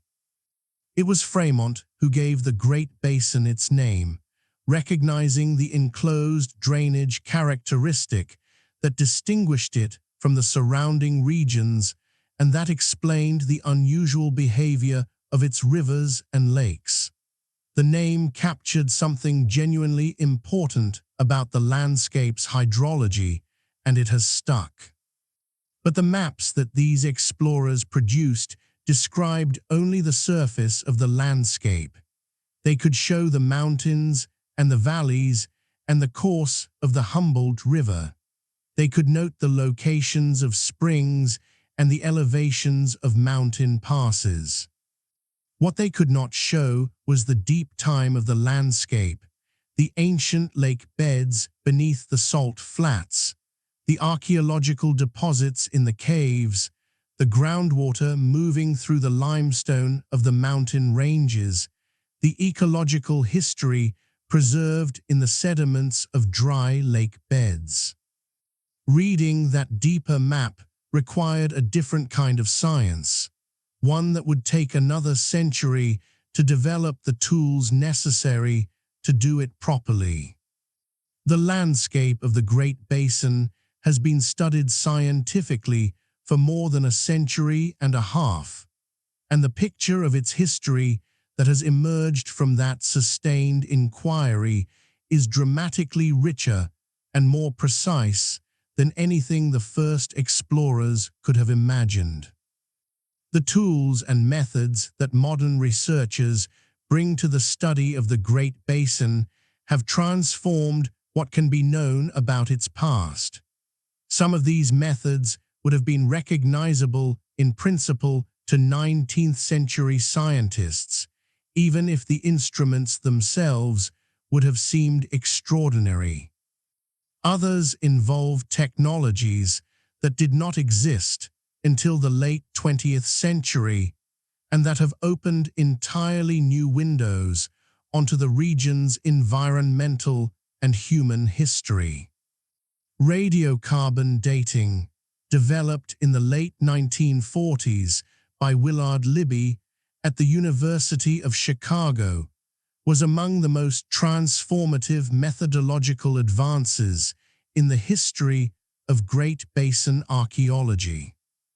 Before radiocarbon dating, archaeologists studying the region's cave deposits could describe the sequence of cultural materials they found, identifying older and younger layers on the basis of their stratigraphic position, but they could not attach specific numerical dates to those layers. After radiocarbon dating became available, the materials from the ancient layers of Danger Cave, Lovelock Cave, and other Great Basin sites could be dated directly, and the extraordinary antiquity of the region's archaeological record was established on a firm chronological foundation. The basic principle of radiocarbon dating is that living organisms incorporate carbon from the atmosphere throughout their lives, including the radioactive isotope carbon-14, which is produced continuously in the upper atmosphere by cosmic ray bombardment.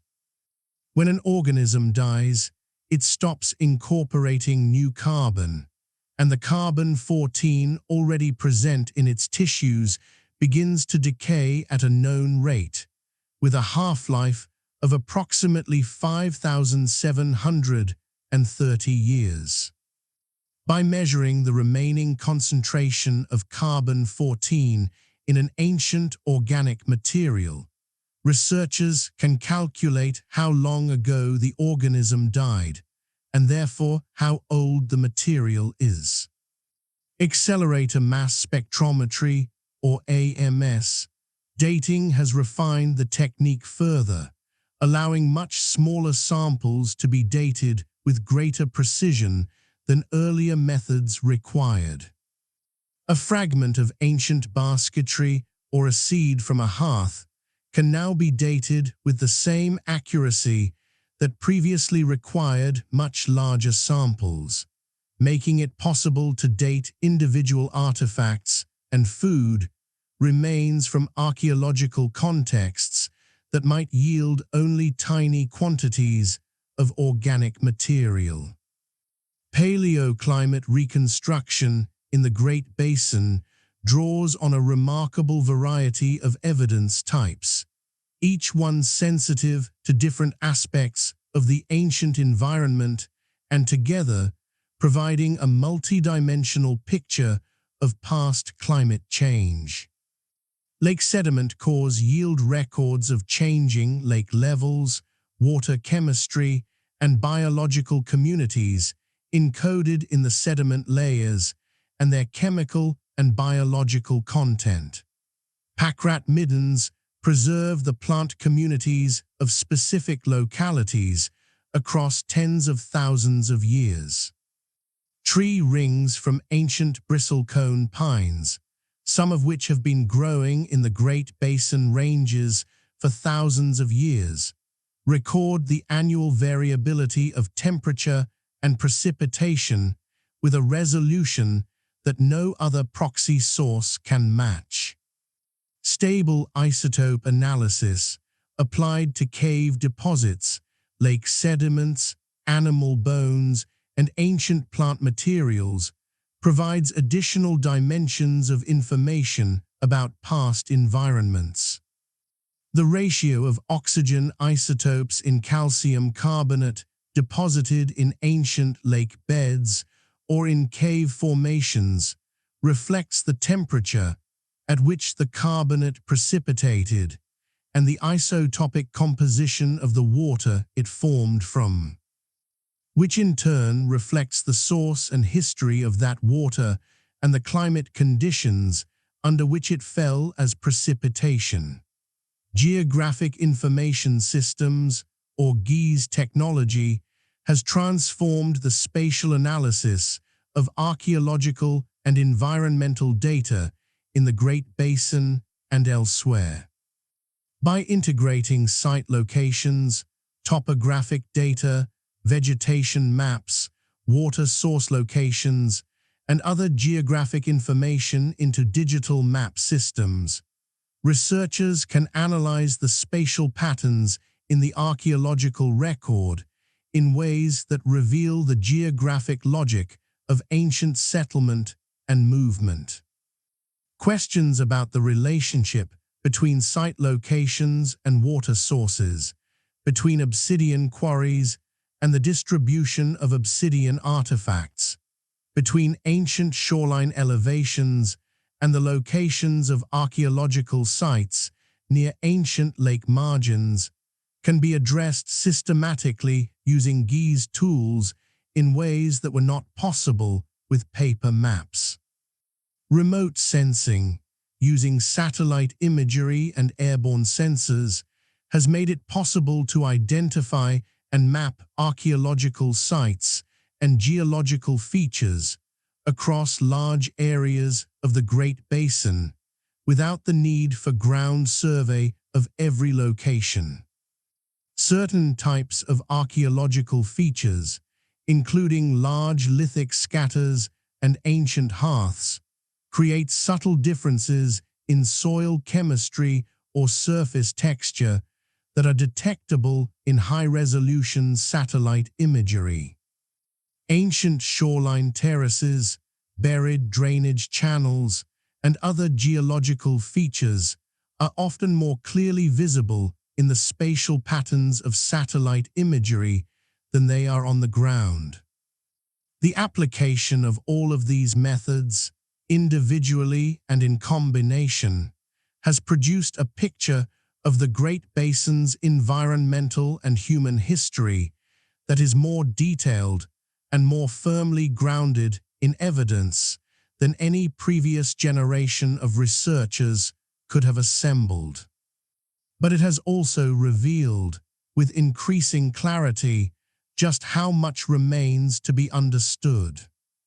The Great Basin is one of the most studied arid landscapes in North America, and yet the honest assessment of any researcher who has spent time working within it is that the questions it raises consistently outpace the answers that investigation provides. This is not a failure of science. It is a reflection of the genuine complexity of the landscape, the enormous geographic scale of the region, and the inherent difficulty of reconstructing environments and human histories that left only partial records in materials that have been exposed to thousands of years of desert weathering, erosion, and change. The unknowns that remain in the scientific understanding of the Great Basin are real unknowns, places where the evidence is genuinely insufficient to support confident conclusions, and where additional research is needed before the picture becomes clearer. The groundwater system beneath the Great Basin is perhaps the most significant area of genuine scientific uncertainty. While hydrologists have identified the major aquifer systems of the region and have developed reasonable models of how water moves through the most studied portions of those systems, the full three-dimensional structure of the underground flow network across the entire Great Basin remains incompletely mapped. The connections between surface recharge zones, where precipitation enters the ground, and the springs and seeps where groundwater eventually emerges, are established clearly only for a fraction of the region's hydrological systems. For many springs across the Great Basin, the source of the water and the underground pathway it followed to reach the surface remain uncertain. In some cases, springs emerge from rock formations that do not obviously connect to the nearest mountain range, suggesting underground flow paths that cross basin boundaries or follow deep fracture zones that have not been mapped by surface geological methods. This uncertainty matters practically as well as scientifically. In a region where groundwater is increasingly being extracted for agricultural and municipal use, understanding the recharge rates and the geographic extent of individual aquifer systems is essential for managing water resources sustainably. Where the recharge rates and flow paths are poorly understood, the consequences of over-extraction may not become apparent until the damage to the aquifer system is already significant. The cave systems of the Great Basin remain only partially explored and documented. The limestone mountain ranges of the region contain cave systems that have been identified but not fully surveyed, their full extent unknown, their biological communities incompletely characterized, and their archaeological potential largely untested. Some of these caves are inaccessible without technical climbing or specialized caving equipment, and systematic survey of all potentially cave-bearing limestone outcrops across the vast area of the Great Basin has never been completed. Each new cave system that is investigated tends to yield surprises, either in its physical extent, in the biological communities it contains, or in the archaeological materials preserved within it. The deep sediment record beneath the Great Basin's valley floors contains information about the region's environmental history that has barely been sampled. Core drilling through the sediments of ancient lake beds has been conducted at a relatively small number of locations across the region, producing detailed records of environmental change for those specific sites. But the valley sediments of the Great Basin extend across an enormous area, and the environmental histories recorded in different basins are not identical. Regional patterns of climate change that affected different basins differently, or that produced different responses in different lake systems due to variations in basin geometry, watershed size, and local topography, remain poorly understood because the spatial coverage of existing core records is insufficient to resolve the regional picture. The archaeological record of the Great Basin has significant geographic gaps that reflect the practical realities of archaeological fieldwork across an enormous and often remote landscape. While certain areas have been intensively surveyed and specific sites have been carefully excavated, large portions of the Great Basin remain unsurveyed or only superficially examined from an archaeological perspective. The distribution of known sites, therefore, reflects not only the actual distribution of ancient human activity across the landscape, but also the distribution of archaeological research effort, which has inevitably concentrated in areas that are accessible, that contain visually prominent sites, or that have attracted research attention for other reasons. In the areas that have been surveyed, the record of earlier periods of occupation is generally less well documented than the record of later periods. Partly because earlier sites are rarer, and partly because the materials left by early occupants are often more difficult to identify and date than those of later periods. The full story of the earliest human occupation of the Great Basin, and of the period of transition from Pleistocene to Holocene environments when the ancient lakes were at their largest, and then began their long retreat, remains one of the most important and least resolved chapters in the region's human history. The relationship between climate change, environmental transformation, and human population dynamics across the Great Basin through the Holocene is understood in broad outline, but remains uncertain in its details. The question of how human communities responded demographically and socially to the major climate shifts of the past 10,000 years. Whether populations declined during the warm, dry Middle Holocene, whether communities maintained continuity through periods of stress, or were disrupted and reconstituted, and how the human geography of the basin changed in response to environmental change, are questions for which the current archaeological evidence provides suggestive but incomplete answers. Perhaps most fundamentally, the relationship between the material record recovered by archaeological investigation and the full richness of the cultural lives of the communities that produced it remains a profound and irreducible gap in understanding. The artifacts in museum collections, the sediment layers in excavated sites, the bones and seeds and charcoal recovered from ancient hearths, these are the residues of lives that were lived in full. They tell us something about the technology, the diet, and the settlement patterns of ancient Great Basin communities.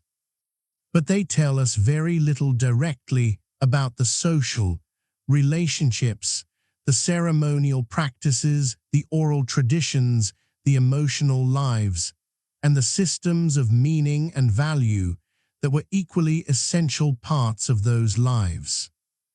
The archaeological record is, by its nature, a partial record, and the gap between what it preserves and what actually existed is a permanent reminder of the limits of material evidence as a window into the human past.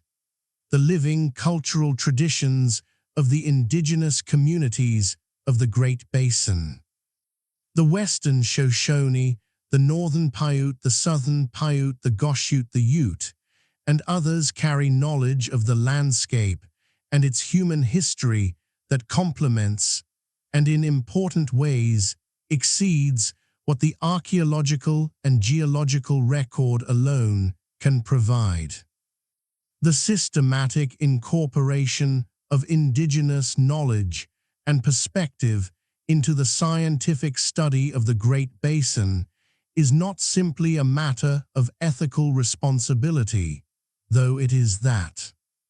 It is also a matter of intellectual completeness, of recognizing that the most comprehensive understanding of this landscape will only be achieved through the integration of multiple ways of knowing it.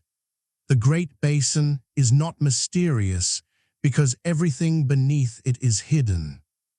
It is mysterious in the more profound sense that every answer it provides opens onto further questions, and that the landscape itself is complex enough to sustain inquiry indefinitely without exhausting its capacity to surprise those who look carefully. The evening comes slowly to the Great Basin. In the hour before sunset, the light changes in a way that is particular to the desert, acquiring a quality of warmth and clarity that makes the distant mountains appear closer and the details of the basin floor sharper than they seem at any other time of day. The salt flats, if you are near them, take on a faint amber tint from the low sun, the white crust softening toward gold. The mountain ranges on the horizon, still holding the last snow in their highest cirques, glow a deep rose that fades through orange into purple as the sun drops below the ridge line. Then the stars come out, in the Great Basin far from any city. The stars emerge one by one in the darkening sky until the entire vault above is filled with them, the Milky Way stretching from one horizon to the other in its river of diffuse light, the individual stars sharp and unwavering in the dry, clear air. It is the kind of sky that makes the universe feel present, that creates a physical sense of the vastness of space above and the smallness of the desert basin below. This sky has looked down on the Great Basin for a very long time. It looked down on the ancient lakes when they filled these basins and reflected the stars from their dark surfaces. It looked down on the communities who gathered pine nuts on the mountain slopes and drove rabbits across the valley floor and carried obsidian across the passes from one basin to the next.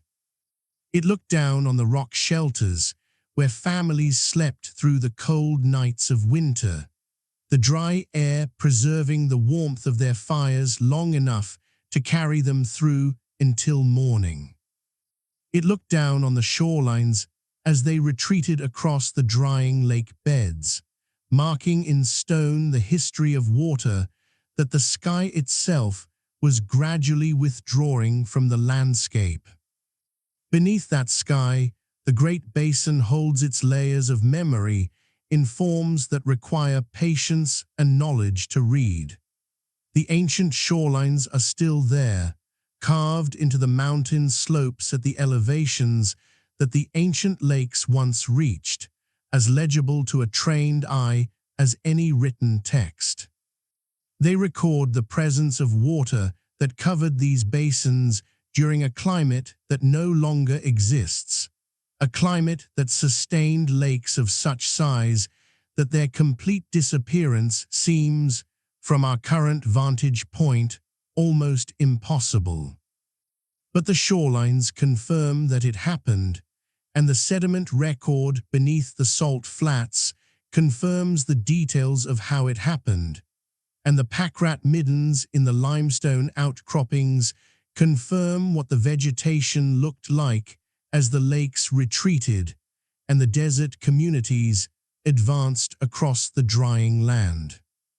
The groundwater is still there, moving slowly through the rock-following pathways that took geological ages to develop, carrying the memory of ancient precipitation downward and outward through the mountain formations until it emerges in springs that have sustained life in the desert across all of human time in this region.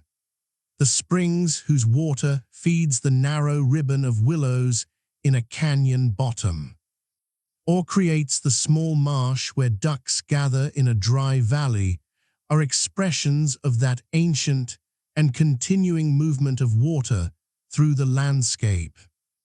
A hydrological system that connects the precipitation of the mountains to the life of the desert flow through underground pathways that no map has fully traced. The caves are still there, dark and cool behind their narrow entrances in the limestone cliffs, their interiors dry and still, their floors holding in their stratified layers the compressed record of thousands of years of human use. The basketry fragments and the grinding stones and the animal bones and the ancient seeds are still there, where the careful work of archaeologists has not yet disturbed them, waiting in the darkness with a patience that belongs to the geological rather than the human scale of time. They are not waiting to be found. They simply are, as they have been for thousands of years, as the layers of the cave deposit accumulated around them. The knowledge of this landscape is still there as well, carried in the living traditions of the communities who have known it longest. The Western Shoshone families who gather pine nuts in the mountains of central Nevada in the fall are continuing a practice that their ancestors carried out in the same mountains for thousands of years before them. Using knowledge of the landscape that has been transmitted across more generations than any written record has preserved. The Northern Paiute communities who maintain their relationships with Pyramid Lake and its fish are continuing a relationship with that water body that predates the current lake by the full depth of the ancient Lake Lahontan. A relationship sustained through all the changes that the climate and then the colonial period brought to the landscape of Western Nevada. The Southern Paiute communities who maintain their connections to the springs and the canyon landscapes of the Southern Basin are continuing knowledge of those specific places that no geological survey has fully replicated. These are not remnant practices, fading echoes of a past that is otherwise gone.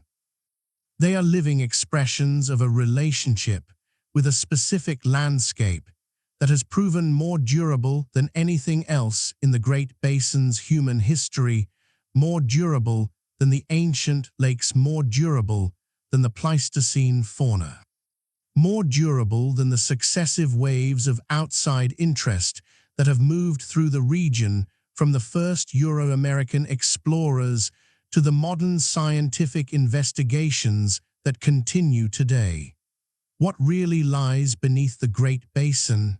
It lies in the rock, in the sediment, in the groundwater, and in the caves. It lies in the ancient shorelines and the buried lake beds and the spring systems whose underground pathways are still being traced. It lies in the archaeological deposits of the rock shelters and caves where the organic residues of ancient life have waited through millennia of desert stillness for the patient inquiry that can recover them. But it also lies in something that the geological and archaeological record alone cannot fully contain. It lies in the accumulated knowledge of thousands of years of human engagement with this landscape knowledge that has been tested against the reality of the desert across more generations of experience than any scientific investigation has yet encompassed.